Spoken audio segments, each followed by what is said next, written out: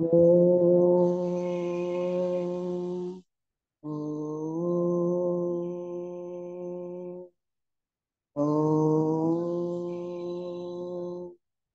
ಓಂ ಗುರು ಬ್ರಹ್ಮ ಗುರು ವಿಷ್ಣು ಗುರುದೇವೋ ಮಹೇಶ್ವರಃ ಗುರು ಸಾಕ್ಷಾತ್ ಪರಬ್ರಹ್ಮ ತಸ್ಮೈ ಶ್ರೀ ಗುರುವೇ ನಮಃ. ಜೀವನ್ಮುಕ್ತ ಮಹಾತ್ಮರನ್ನು ಸ್ಮರಿಸುತ್ತಾ ನನ್ನ ಆತ್ಮ ಸ್ವರೂಪರಾದ ಎಲ್ಲ ಸಹೋದರ ಸಹೋದರಿಗೆ ನನ್ನ ವಂದನೆಗಳನ್ನು ತಿಳಿಸುತ್ತಾ ಇವತ್ತಿನ ವ್ಯಾಸಂಗ ಅಂತರಂಗ ಜೀವಿತವನ್ನ ಪ್ರಾರಂಭ ಮಾಡೋಣ. ಇದರಲ್ಲಿ ಅಂತರಂಗ ಜೀವಿತದಲ್ಲಿ ಬುದ್ಧಿ ಮತ್ತು ಪ್ರಜ್ಞೆಯನ್ನು ಸವಿಸ್ತಾರವಾಗಿ ಯೋಗಿ ಲೆಡ್ಬಿಟ್ಟರು ವಿವರಿಸಿದ್ದಾರೆ. ಅದು ವಿಸ್ತಾರ ಮಾಡ್ತಾ ಇದ್ರು. ಹೇಗೆ ಹೇಳ್ತಂದ್ರೆ ಅರ್ಹಂತ್ ಪದವಿ ವಿಚಾರನ ಹೇಳ್ತಾ ಬಂದಿದ್ದಾರೆ. ಅದು ಅರ್ಹಂತ್ ಪದವಿನ ಸ್ವಲ್ಪ ವಿಚಾರ ಮಾಡಿದ್ರೆ ಹೇಗಿರುತ್ತೆ ಅಂತ ನೋಡೋಣ. ಈಗ ಇಲ್ಲಿ ಪರಿಶುದ್ಧ ಅದಕ್ಕೆ ಹೇಳ್ತಾ ಇದ್ದಾರೆ. ಒಂದು ಕಡೆ ಪರಿಶುದ್ಧತೆಯನ್ನು ಶಿಷ್ಯನು ಧರಿಸಿರೋ ಒಂದು ಪ್ರಕಾಶಮಾನವಾದ ಕಂಗೊಳಿಸೋ ಉಡುಪಾಗಿದೆ ಅಂತ. ಅವನು ಹಾಕೊಂಡ ಉಡುಪು ಎಂತದಪ್ಪ ಅಂದ್ರೆ ಪರಿಶುದ್ಧತೆನೇ ಇಂದಾನೆ ಅವನು ಉಡುಪು ಹಾಕೊಂಡಿದ್ದಾನೆ. ಅವನು ನಿಜವಾದ ಶಿಷ್ಯನಾಗ್ತಾನೆ. ಅದೇ ತರನೇ ದೀಕ್ಷತೆ ಹೊಂದಿರೋನು ಸಂಪೂರ್ಣ ಸಾಧನೆ ಮಾಡಿದ್ವಿ. ಆ ಸಾಧನೆ ಮಾಡಿದಾಗ ಅವನು ಉಜ್ವಲವಾದ ಕಿರೀಟದಲ್ಲಿ ಒಂದು ವಜ್ರದಂತೆ ಆಗ್ತಾನಂತೆ. ಅಂದ್ರೆ ಹೇಗಪ್ಪ ಅಂದ್ರೆ ದೀಕ್ಷಿತ ಪಡ್ಕೊಂಡವನಿಗೆ ಒಂದು ಕಿರೀಟದಲ್ಲಿ ಉಜ್ವಲವಾದ ಒಂದು ವಜ್ರ ಆಗ್ತಾನೆ. ಅದೇ ಶಿಷ್ಯನಾದವನಿಗೆ ಒಂದು ಪ್ರಕಾಶಮಾನವಾದ ಉಡುಪಾಗಿರುತ್ತದೆ. ಅಂದ್ರೆ ಇಲ್ಲಿ ಒಬ್ಬ ಶಿಷ್ಯನಿಗೂ ಮತ್ತೆ ದೀಕ್ಷನಿಗೆ ಯಾವ ರೀತಿ ಬೆಳವಣಿಗೆ ಇದೆ, ಯಾವ ರೀತಿ ವಿಕಾಸವಾಗಿದೆ ಅಂತ ಅದು ವಿವರಣೆ ಕೊಡ್ತಾ ಹೋಗ್ತಾ ಇದ್ದಾರೆ. ಅದ್ರಲ್ಲಿ ಶಿಷ್ಯನಿಗೆ ಪ್ರಕಾಶವಾದ ಉಡುಪು ಅಂದ್ರೆ ಪರಿಶುದ್ಧತೆ. ಈತನಿಗೆ ಯಾರು ಸಾಧನೆ ಆಗಿರ್ತಾನೋ, ಯಾರು ಅರ್ಹಂತ ಪದವಿ ಹತ್ತಿರ್ತಾನೋ ಅಂತವನಿಗೆ ಉಜ್ವಲವಾದ ಪ್ರಕಾಶವಾದ ಕಿರೀಟದಲ್ಲಿ ಒಂದು ವಜ್ರ ಅಷ್ಟು ಇದಾಗಿರುತ್ತೆ ಅಂತ ಹೇಳ್ತಾರೆ. ಯಾವ್ದು ಅರ್ಹಂತ ಪದವಿನ. ಇದಕ್ಕೆ ಕಾರಣ ಏನಪ್ಪಾ ಅಂದ್ರೆ ಪ್ರೇಮದಿಂದ ಒಡಗೂಡಿ ಅದು ದೇಹಾತ್ಮ ಬಂದ ವಿಮೋಚನೆ ಆಗಿರ್ತದೆ. ಯಾವಾಗ ಪ್ರೇಮನೇ ಪೂರ್ತಿ ಅಳವಡಿಸ್ಕೊಂಡಾಗ ಅವನ ದೇಹಾತ್ಮ ಭಾವನೆ ಪೂರ್ತಿನ ವಿಮೋಚನೆ ಮಾಡ್ಕೊಂಡಿರ್ತಾನೆ, ಅಂದ್ರೆ ಕಳ್ಕೊಂಡಿರ್ತಾನೆ. ಹಾಗಂದ್ರೆ ಸ್ಥೂಲ ದೇಹ, ಕಾಮದೇಹ, ರೂಪ ಮನೋದೇಹ, ಮೂರೂ ದೇಹಗಳನ್ನ ಅವನು ಆತೋಟಕ್ಕೆ ತೆಗೆದುಕೊಂಡಿರ್ತಾನೆ. ಯಾವ ರೀತಿ ತೆಗೆದುಕೊಂಡಿರ್ತಾನೆ ಅಪ್ಪ ಅಂದ್ರೆ ಬುದ್ಧಿ ಮತ್ತು ಪ್ರಜ್ಞೆಯಲ್ಲಿ ಆ ಪ್ರಜ್ಞೆ ಮೂಲಕ ಅದು ಮನಸ್ಸಿನ ಮೇಲೆ ಬಿದ್ದಾಗ ಮನಸ್ಸು ಮತ್ತೆ ಇಂದ್ರಿಯಗಳು ಎರಡನ್ನೂ ಆತೋಟಕ್ಕೆ ತೆಗೆದುಕೊಂತಾನೆ. ಇವೆರಡೂ ತೆಗೆದುಕೊಂಡಾಗ ಮಾತ್ರ ದೇಹಾತ್ಮ ಭಾವನೆ ಬಿಡುಗಡೆ ಆಗುತ್ತೆ. ಯಾವಾಗ ದೇಹಾತ್ಮ ಭಾವನೆ ಬಿಡುಗಡೆ ಆಗುತ್ತೋ ಆಗ ಜೀವಾತ್ಮ ಹೇಳ್ತಂಗೆ ದೇಹಾತ್ಮ ಕೆಳಕ್ ಪ್ರಾರಂಭ ಆಗುತ್ತೆ. ಯಾವಾಗ ಜೀವಾತ್ಮ ಹೇಳ್ದಂಗೆ ಕೇಳಕ್ ಆಗುತ್ತೋ ಆಗ ಪುರುಷಾತ್ಮ ಹೇಳ್ದಂಗೆ ಜೀವಾತ್ಮ ಕೇಳಕ್ಕಾಗುತ್ತೆ. ಆಗ ಜೀವಾತ್ಮ ಪುರುಷಾತ್ಮ ಹೇಳ್ದಂಗೆ ಜೀವಾತ್ಮ ಕೇಳುತ್ತೋ ಈ ಪುರುಷಾತ್ಮ ವಿಶ್ವಾತ್ಮ ಹೇಳ್ದಂಗೆ ಕೇಳುತ್ತೆ. ಆ ರೀತಿ ಹೇಳಿದಾಗ ಪರಮಾತ್ಮ ಹೇಳ್ದಂಗೆ ವಿಶ್ವಾತ್ಮ ಕೇಳುತ್ತೆ. ಅಂದ್ರೆ ಎಲ್ಲಿಗೋಯ್ತು? ಯಾವಾಗ ನಾವು ಉನ್ನತ ಮಟ್ಟಕ್ಕೆ ಹೇರಿದಾಗ ಆ ಪರಮಾತ್ಮನಿಂದನೇ ಎಲ್ಲವೂ ಬಂದಿರೋದು. ಪರಮಾತ್ಮನಿಂದ ವಿಶ್ವಾತ್ಮ, ವಿಶ್ವಾತ್ಮನಿಂದ ಜೀವಾತ್ಮ, ಜೀವಾತ್ಮ ದೇಹಾತ್ಮ, ಈ ರೀತಿ ವಿಂಗಡಣೆ ಆಗಿರೋದು. ಆದ್ರೆ ನಾವು ಕೆಳಗಿನಿಂದ ಹೋಗ್ಬೇಕಾದ್ರೆ ದೇಹಾತ್ಮ ಗೆಲ್ಲಬೇಕು, ಜೀವಾತ್ಮ ಗೆಲ್ಬೇಕು, ವಿಶ್ವಾತ್ಮ ಗೆಲ್ಬೇಕು, ಆಮೇಲೆ ಪರಮಾತ್ಮನಲ್ಲಿ ಎಲ್ಲಿಂದ ಬಂದಿದ್ವೋ ಅಲ್ಲಿಗೆ ಹೋಗಿ ಸೇರೋದಕ್ಕೆ ಸಾಧ್ಯ ಆಗುತ್ತದೆ. ಅಲ್ಲಿವರೆಗೂ ಸಾಧ್ಯ ಆಗಲ್ಲ. ಇದು ಈ ತರ ಹೋಗ್ಬೇಕಾದ್ರೂ ಮೊದಲು ನಾವು ಶಿಷ್ಯತ್ವ ಪಡ್ಕೋಬೇಕು, ದೀಕ್ಷೆಗಳು ಪಡ್ಕೋಬೇಕು. ಅರ್ಹಂತ ಪದವಿ ಅಂದ್ರೆ 4ನೇ ದೀಕ್ಷೆ. ಈ 4ನೇ ದೀಕ್ಷೆ ಬಂದಾಗ ಅವನಲ್ಲಿ ಯಾವ ಗುಣಗಳು ಇರ್ಬೇಕು ಅನ್ನೋದನ್ನ ಇಲ್ಲಿ ಹೇಳ್ತಾ ಇದ್ದಾರೆ. ಅವ್ರು ಮೊದ್ಲೇ ಹೇಳ್ತಾರೆ, ಯಾರು ಶಿಷ್ಯ ಆಗಿರ್ತಾನೋ ಅಂತ ಅವನಿಗೆ ಉಡುಪು ಬಂದು ಪರಿಶುದ್ಧತೆ ಅಂತ ಹೇಳ್ತಾರೆ. ಅದೇ ರೀತಿ ಯಾರು ದೀಕ್ಷತೆ ಹೊಂದಿರ್ತಾನೋ ಅಂತ ಅವನಿಗೆಪ್ಪ ಅಂದ್ರೆ ಅವನ ಕಿರೀಟದಲ್ಲಿ ಉಜ್ವಲವಾದ ಒಂದು ವಜ್ರನಂತೆ. ಅಷ್ಟು ಬೆಳವಣಿಗೆ ಆಗಿರ್ತಾನೆ, ಅಷ್ಟು ಪ್ರಜ್ಞೆ ವಿಕಾಸವಾಗಿರುತ್ತೆ ಅಂತ ಹೇಳ್ತಾರೆ. ಇದಕ್ಕೆಲ್ಲ ಕಾರಣ ಏನಪ್ಪಾ ಅಂದ್ರೆ ಪ್ರೇಮ.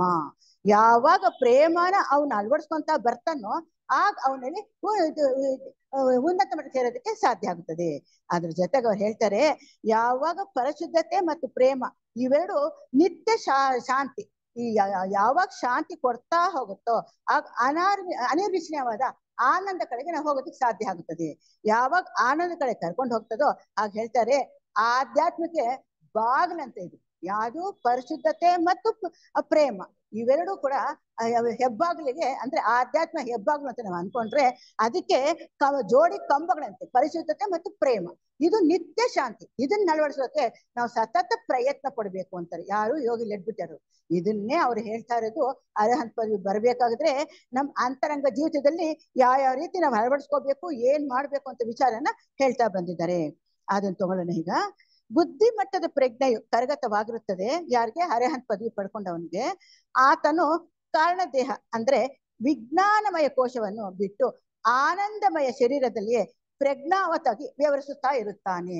ಅವನು ಯಾವಾಗ ಅರ್ಹಂತ ಪದವಿಗೆ ಬರ್ತಾನೋ ಅಂದ್ರೆ ಅವನ ಕಾರಣ ದೇಹ ಅಂತ ಅಂದಾಗ ಎಲ್ಲಿ? ಅರೂಪ ಮಟ್ಟದಲ್ಲಿ ಇರ್ತಾನೆ, ಉನ್ನತ ಮಟ್ಟದಲ್ಲಿ. ಅರೂಪ ಮಟ್ಟದಲ್ಲಿದ್ದಾಗ ಆ ಕಾರಣದೇಹ ಆನಂದಮಯ ಕೋಶದಲ್ಲೇ ಇರುತ್ತದೆ. ಆನಂದಮಯ ಕೋಶದಲ್ಲಿದ್ದಾಗ ವಿಜ್ಞಾನಮಯ ಕೋಶದಲ್ಲಿ ಇರುತ್ತಾನೆ. ಆನಂದ ಜೀವನವನ್ನ ಅನುಸರಿಸ್ತಾ ಇರ್ತಾನೆ. ಅಷ್ಟೇ ಅಲ್ದಿರ ಅವನು ಹೇಗಿರ್ತಾನೆ ಅಷ್ಟು ಪ್ರಜ್ಞಾವತವಾಗಿರುತ್ತದೆ ಅವನ ಶರೀರ.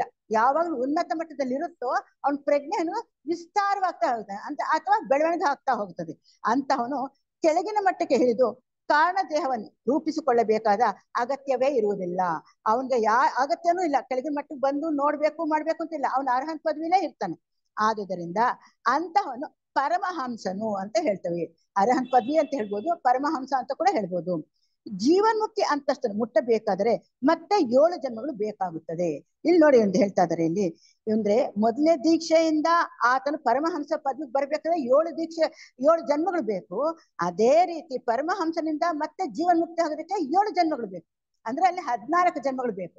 ಆದ್ರೆ ಆತನೇನೋ ತೀವ್ರವಾದ ಪ್ರಯತ್ನ ಪಟ್ರೆ ಆಗ ಏನಾಗುತ್ತೆ, 7 ಜನ್ಮಗಳಲ್ಲೇ ಅವ್ನು ಬೇಕಾದ್ರೆ ಜೀವನ್ಮುಕ್ತಿ ಆಗೋದಕ್ಕೆ ಸಾಧ್ಯ ಆಗಿದೆ. ಅದಕ್ಕೆ ಎಕ್ಸಾಂಪಲ್ ಕೊಡ್ಬೇಕಂತ ನಮ್ಮ ಕೃಷ್ಣಮೂರ್ತಿ ಅವರೇ ಒಂದೇ ಜನ್ಮದಲ್ಲಿ 4 ದೀಕ್ಷೆಯನ್ನು ಪಡ್ಕೊಂಡ್ರು. ಈಗಾಗಲೇ ಅವರು ಜೀವನ ಮುಕ್ತಿ ಕೂಡ ಆಗೋಗಿದ್ದಾರೆ. ಆ ರೀತಿ ತೀವ್ರವಾದ ಪ್ರಯತ್ನ ಇದ್ರೆ ಆಗುತ್ತೆ. ಆದ್ರೆ ಒಂದೇ ಜನ್ಮದಲ್ಲಿ ಪಡ್ಕೋಬೇಕು ಅಂದ್ರೆ ಹಿಂದೆ ಬೇಕಾದಷ್ಟು ಜನ್ಮದಲ್ಲಿ ಪ್ರಯತ್ನ ಇರಬೇಕು.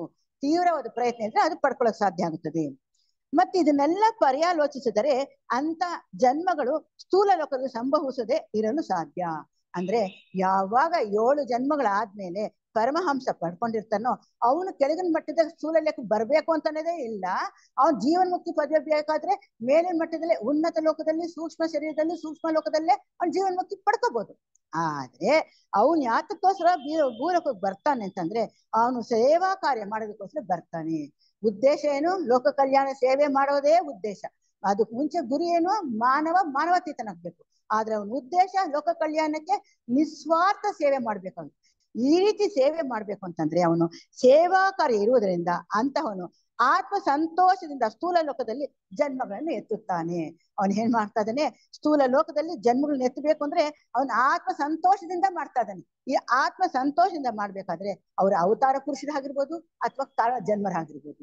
ಅದಕ್ಕೆ ಹೇಳ್ಬೇಕು ಅಂದ್ರೆ ಸಾಯಿಬಾಬಾ, ರಾಮಕೃಷ್ಣ ಪರಮಹಂಸರು, ಬಸವಣ್ಣವರು ಈ ರೀತಿ ಹೇಳ್ತಾ ಇದ್ರು. ಬೇಕಾದಷ್ಟು ಜನ ಬಂದು ಅವರ ಧರ್ಮ ಸಂಸ್ಥಾಪನೆ ಮಾಡೋದಕ್ಕೋಸ್ಕರ ಬಂದೇ ಬರ್ತಾರೆ. ಇನ್ನು ಈಗ 14 ಜನ್ಮಗಳ ಯೋಗ ಮಾರ್ಗಕ್ಕೆ ಸಂಬಂಧಪಟ್ಟ ದಶಬಂಧ ಕಳಚಿ ಹಾಕಿ ಗುರುಗಳು ಮತ್ತು ಯೋಗ ಪಥದಲ್ಲಿ ವಿವರಿಸಿದಂತೆ ಜೀವನ್ಮುಕ್ತಿ ಹಂತಕ್ಕೆ ಸಂಬಂಧಪಟ್ಟ ಯೋಗ್ಯತೆಯನ್ನು ಮೈಗೂಡಿಸಿಕೊಳ್ಳಬೇಕು. ಇಲ್ಲಿ ಇನ್ನೊಂದು ವಿಷಯ ಹೇಳ್ತಾರೆ. ಈಗ ಉಮೇದುವಾರಿ ಆದ್ಮೇಲೆ ಅವನು ಅರ್ಹಂತ ಪದವಿಗೆ ಬಂದಿದ್ದಾನೆ. ಅರ್ಹಂತ ಪದವಿಗೆ ಬಂದ್ಮೇಲೆ ಹಾಗೆ ಹೇಳಿದೆ 14 ಜನ್ಮಗಳು ಅಂದ್ರೆ 7 ಜನ್ಮಗಳು ಬೇಕು ಅಂತಂದ್ವಿ. ಈ 7 ಜನ್ಮಗಳು ಬೇಕಾದ್ರೆ ದಶಬಂಧಗಳನ್ನೆಲ್ಲ ಬಿಡುಗಡೆ ಹೊಂದಬೇಕು. ಈ ದಶಬಂಧಗಳು ಹೇಳಿದೀವಿ 2 ಕ್ಲಾಸಲ್ಲಿ, ಮತ್ತೆ ಇನ್ನೊಂದ್ಸಲ ಹೇಳ್ತಾ ಇದ್ದೀನಿ. ಏನಪ್ಪಾ ಅಂದ್ರೆ ಮೊದಲನೇದು ಸಕಾಯಿ ದೃಷ್ಟಿ, 2ನೇದು ಮೂಢನಂಬಿಕೆ, 3ನೇದು ಸಂಶಯ, 4ನೇದು ಕಾಮರಾಗ ಅಂದ್ರೆ ವಿಷಾಪೇಕ್ಷೆ, 5ನೇದು ಪಠಗ ಅಂದ್ರೆ ಕೋಪ. ಇದು ಹೊರಗಿನ ಬಂಧನಗಳು. ಇದು ಹೊರಗಿನ ಬಂಧನಗಳಾದ್ರೆ ಅಂತರಂಗ ಬಂಧನ ಇನ್ನು 5 ಇದೆ. ರೂಪರಾಗ ಅಂದ್ರೆ ರೂಪ ಸಹಿತ ಜೀವನದ ಆಸೆಯನ್ನು ಬಿಡಬೇಕು. ಇನ್ನು ಅರೂಪರಾಗ ಅಂದಾಗ ರೂಪರಹಿತ ಇಲ್ದಿರೋದು ಬಿಡ್ಬೇಕು. ಅಂದ್ರೆ ರೂಪ ಸಹಿತನೂ ಬಿಡ್ಬೇಕು, ರೂಪರಹಿತನೂ ಬಿಡ್ಬೇಕು ಆಸೆಗಳನ್ನೆಲ್ಲ. ಅಷ್ಟೇ ಅಲ್ದ್ರ ಮಾನು ಅಂದ್ರೆ ಅಹಂಕಾರ, ಉದ್ದಿಚ್ಛೆ ಅಂದ್ರೆ ಸಿಡುಕು, ಅವಿದ್ಯೆ ಅಂದ್ರೆ ಅಜ್ಞಾನ. ಈ ರೀತಿ 10 ದಶಬಂಧ ಬಿಡುಗಡೆ ಹೊಂದಾಗ ಮಾತ್ರ ಅವನು ನಿಜವಾದ ಜೀವನ್ಮುಕ್ತಿ ಆಗೋದಕ್ಕೆ ಸಾಧ್ಯ ಆಗ್ತಾನೆ. ಇಲ್ದಿದ್ರೆ ಜೀವನ್ಮುಕ್ತಿ ಪದವಿ ತೆಗೆದುಕೊಳ್ಳಕ್ಕೆ ಇನ್ನೂ ಅವನು ಸಾಧ್ಯನೇ ಇರೋದಿಲ್ಲ. ಇದಿಷ್ಟು ಆದ್ಮೇಲೆ ನಮ್ಮ ಗುರುಗಳು ಶ್ವೇತರ್ಷಿ ಸಮಾಜದ ಸದಸ್ಯರಾಗೋದ್ರಿಂದ ಅವರ ಶಿಷ್ಯತ್ವವನ್ನು ಬಯಸುವಂತವರು ಸ್ವಂತ ಯೋಗಕ್ಷೇಮವನ್ನು ಮೋಕ್ಷವನ್ನು ಬಯಸುವುದಿಲ್ಲ. ಅಷ್ಟೇ ಅಲ್ವಾ? ಈ ನಮ್ಮ ಥಿಯಾಸಫಿ ಪ್ರಕಾರ ಶ್ವೇತರ್ಷಿ ಸಂಘಕ್ಕೆ ಯಾರೇ ಮೆಂಬರ್ ಆಗ್ಲಿ ಅವರ ಸ್ವಂತ ಯೋಗಕ್ಷೇಮಕ್ಕೆ ಯಾವುದನ್ನು ಪಡ್ಕೊಳ್ಳೋಕೆ ಪ್ರಯತ್ನ ಪಡೆಯೋದೇ ಇಲ್ಲ. ಅವ್ರು ಏನಿದ್ರು ಲೋಕ ಕಲ್ಯಾಣ ಸೇವೆ ಮಾಡೋದೊಂದೇ ಅವರಲ್ಲಿ ಭಾವನೆ ಇರುತ್ತೆ. ಅದನ್ನೊಂದು ಪಡ್ಕೊಳ್ಳೋಕೆ ಅವರು ಸತತ ಪ್ರಯತ್ನ ಪಡ್ತಾರೆ. ಹಿಮತ್ ಪರ್ವತ ತಪ್ಪಲಿನಲ್ಲಿ ಅನೇಕರು ತಪಸ್ಸು ಮಾಡುತ್ತಾ ಇದ್ದಾರೆ. ಯಾವ್ದು ಹೇಳ್ತಾ ಇದ್ದಾರೆ? ಹಿಮತ್ ಪರ್ವತ ಇದರಲ್ಲಿ ಅವರು ಅನೇಕ ಜನರು ತಪಸ್ಸು ಮಾಡ್ತಾ ಇದ್ದಾರೆ. ಆದ್ರೆ ಅವ್ರು ಯಾರೂನು ಆಸೆಗಳನ್ನೆಲ್ಲ ಗೆದ್ದು ತಮ್ಮ ಕರ್ಮಗಳನ್ನೆಲ್ಲ ಸೂಕ್ಷ್ಮವಾದ ರೀತಿಯಲ್ಲಿ ಅನುಭವಿಸಿದರೆ ಮೋಕ್ಷವನ್ನು ಪಡೆಯಬಹುದು. ಅವ್ರು ಏನ್ ಬೇಕಾದ್ರೂ ಆ ಕರ್ಮಗಳನ್ನೆಲ್ಲ ಸೂಕ್ತವಾದ ರೀತಿಯಲ್ಲಿ ಪೂರ್ತಿ ಅದನ್ನೆಲ್ಲ ತೆಗೆದುಹಾಕಿ ಆಮೇಲೆ ಮೋಕ್ಷವನ್ನು ಪಡಿಬಹುದು. ಆದ್ರೆ ಅಂತ ಪಡೆಯೋದಕ್ಕೆ ಯಾರು ಬರ್ತಾ ಇಲ್ಲ. ಆದರೆ ಆ ರೀತಿ ಮಾಡುವುದು ತಮ್ಮ ಸ್ವಂತ ನಿರ್ವಾಣ ಸುಖಕ್ಕಾಗಿಯೇ. ಅವ್ರು ಏನ್ ಮಾಡ್ತಾರೆ, ಸ್ವಂತ ನಿರ್ಮಾಣಕ್ಕಾದ್ರೆ ಆ ರೀತಿ ಮಾಡ್ಕೋಬಹುದು, ಅಂದ್ರೆ ತನ್ನ ಸ್ವಂತ ಮೋಕ್ಷಕ್ಕಾದ್ರೆ ಆ ರೀತಿ ಮಾಡ್ಕೋಬಹುದು. ಆದ್ರೆ ಇಲ್ಲಿ ಸ್ವಂತ ಅನ್ನೋದು ಇಲ್ವೇ ಇಲ್ಲ. ಆದ್ರೆ ನಮ್ಮ ಗುರುಗಳ ಶಿಷ್ಯರು ತಮ್ಮ ಆತ್ಮಗಳನ್ನು ಬೆಳೆಸಿಕೊಂಡು ಅವುಗಳನ್ನು ಲೋಕ ಕಲ್ಯಾಣ ಕಾರ್ಯದಲ್ಲಿ ವಿನಿಯೋಗ ಮಾಡುತ್ತಾರೆ. ಗುರುಗಳ ಶಿಷ್ಯರಾದವರೆಲ್ಲ ಆತ್ಮಗಳನ್ನು ಬೆಳೆಸ್ಕೊಂತಾರೆ, ಅವರೆಲ್ಲ ಲೋಕ ಕಲ್ಯಾಣಕ್ಕೆ ಸೇವೆ ಮಾಡೋದಕ್ಕೆ ವಿನಿಯೋಗ ಮಾಡ್ತಾರೆ. ಅಷ್ಟೇ ಅಲ್ದಿರ ಜೀವನ್ಮುಕ್ತ ಮಹಾತ್ಮರು ಕೂಡ ಲೋಕ ಕಲ್ಯಾಣಾರ್ಥಕ್ಕೆ ಸಾಧಿಸಬೇಕು. ಅವ್ರ ಸಾಧನೆ ಯಾವ ರೀತಿ ಇರುತ್ತೆ ಅಂತಂದ್ರೆ, ಸ್ವಲ್ಪ ನೋಡೋಣ ಅದು ವಿಚಾರ. ಒಬ್ಬ ಶಿಷ್ಯನು ವಿಶೇಷವಾಗಿ ತನ್ನ ಆಲೋಚನೆಗಳನ್ನು ತನ್ನ ವ್ಯಕ್ತಿತ್ವದ ಕಡೆಗೆ ಉದ್ದೇಶಿಸುವ ಬದಲಾಗಿ ಅವನು ಮಹಾತ್ಮರ ಪ್ರಜ್ಞೆಯ ಕಡೆಗೆ ಉದ್ದೇಶಿಸಬೇಕು. ಯಾವಾಗ ಶಿಷ್ಯನಾದವನು ಏನ್ ಮಾಡ್ತಾನೆ, ತನ್ನ ಆಲೋಚನೆ ವ್ಯಕ್ತಿತ್ವವನ್ನು ಉನ್ನತ ಮಟ್ಟದಲ್ಲಿ ಯಾರು ಮಹಾತ್ಮರು ಕೆಲಸ ಮಾಡ್ತಾ ಇರ್ತಾರೋ ಅವ್ರ ಪ್ರಜ್ಞೆಯಲ್ಲಿ ಇವನು ಪ್ರಜ್ಞೆಯಲ್ಲಿ ಒಂದಾಗೋದಕ್ಕೆ ಪ್ರಯತ್ನ ಪಡ್ಬೇಕು. ಆ ಪ್ರಜ್ಞೆಯನ್ನು ಒಂದಾದಾಗ ಸೌರ ಬ್ರಹ್ಮಾಂಡೇಶ್ವರನ ಬುದ್ಧಿಶಕ್ತಿ, ಜೀವ ಚೈತನ್ಯ ಮತ್ತು ಇಚ್ಛಾ ಸಾಮರ್ಥ್ಯಗಳೊಡನೆ ಇರುವ ಮಹಾತ್ಮರ ಐಕ್ಯತೆಯನ್ನು ಶಿಷ್ಯನಿಗೆ ತನಗೆ ಸಾಧ್ಯವಾದಷ್ಟು ಮಟ್ಟಿಗೆ ಅತ್ಯಂತ ಸಂಪೂರ್ಣವಾಗಿ ಹಂಚಿಕೊಳ್ಳಲು ಸಾಧ್ಯವಾಗುತ್ತದೆ. ಹೇಳ್ತಾ ಇದ್ದಾರೆ ನೋಡಿ ಇಲ್ಲಿ.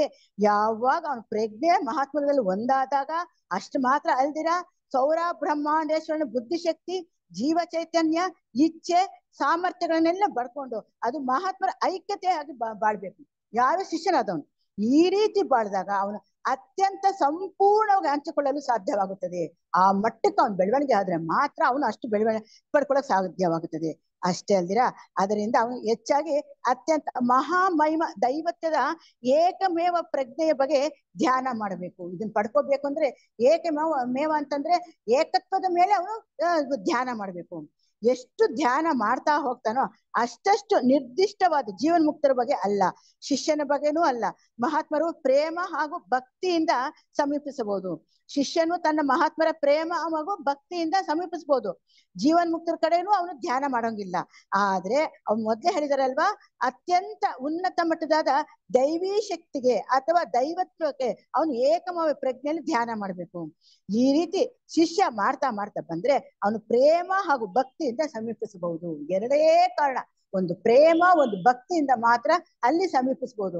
ಯಾರಿಗೆ ಮಹಾತ್ಮರ ಹತ್ರ ಆದ್ರೂ ಸಮೀಪಿಸಬಹುದು, ಅಥವಾ ದೈವತ್ವದ ಕಡೆ ಆದ್ರೂ ಹೋಗ್ಬೇಕಂದ್ರೆ ಪ್ರೇಮ ಭಕ್ತಿ ಒಂದು. ಈ ಪ್ರೇಮ ಭಕ್ತಿಗೆ ಇನ್ನೂ ಒಂದು ಬೇಕು, ಶ್ರದ್ಧೆ.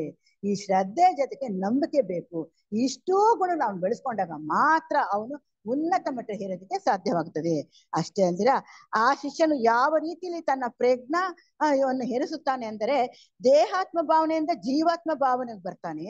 ಆ ನಂತರ ಜೀವಾತ್ಮ ಪ್ರಜ್ಞೆಯಿಂದ ವಿಶ್ವ ಪ್ರಜ್ಞೆ ಕಡೆ ಹೇರುತ್ತಾನೆ. ಈ ರೀತಿ ಮಾಡಿದಾಗ ಲೋಕ ಕಲ್ಯಾಣವನ್ನು ನಿಸ್ವಾರ್ಥ ಸೇವೆಯಿಂದ ಮಾಡ್ತಾನೆ. ನಿಸ್ವಾರ್ಥ, ಅಲ್ಲಿ ತಾನು ಮಾಡ್ತಾ ಇದನ್ನ ಭಾವನೆನೇ ಇಲ್ಲ, ಪೂರ್ತಿ ತ್ಯಾಗ ಮಾಡ್ತಾನೆ. ಆ ರೀತಿ ತ್ಯಾಗ ಮಾಡಿದಾಗ ಮಾತ್ರನೇ ಅವನನ್ನು ನಿಜವಾದ ಶಿಷ್ಯನಾಗ್ತಾನೆ, ಅಥವಾ ಅರ್ಹಂತ ಪದವಿಗೆ ಹತ್ತದ ಅಂತ ಹೇಳ್ಬೋದು.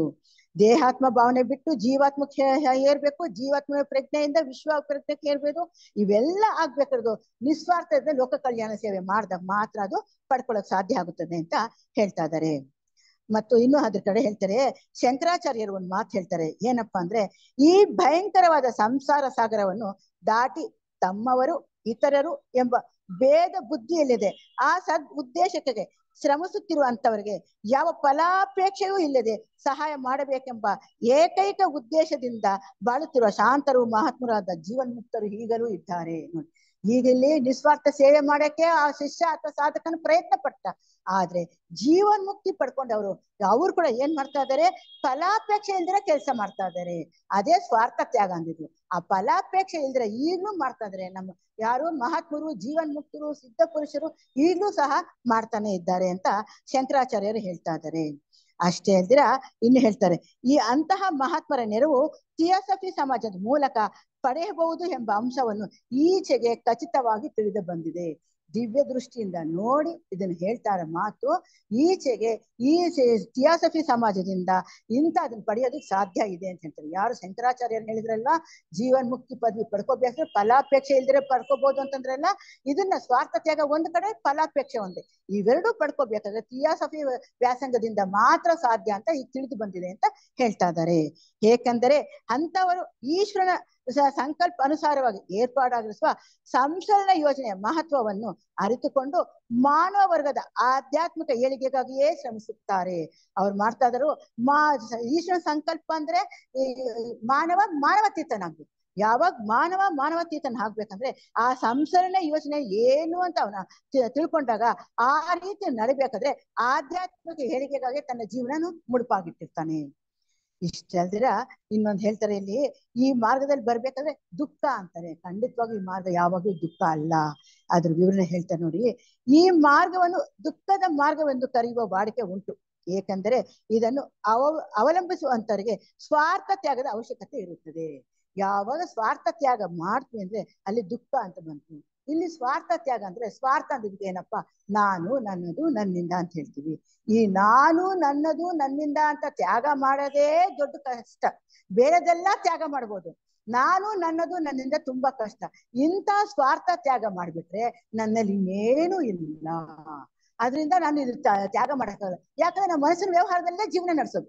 ಆ ಮನಸ್ಸಿನ ವ್ಯವಹಾರದಲ್ಲಿ ನಾನು ನನ್ನದು ನನ್ನಿಂದಾನೇ ಇದೆ. ಆ ಮನುಷ್ಯನ ವ್ಯವಹಾರದಲ್ಲಿ ನಾನು ಅಂತ ಇಟ್ಕೊಂಡಾಗ ಆ ದುಃಖದ ವ್ಯವಹಾರ ಬಂದೇ ಬರುತ್ತೆ.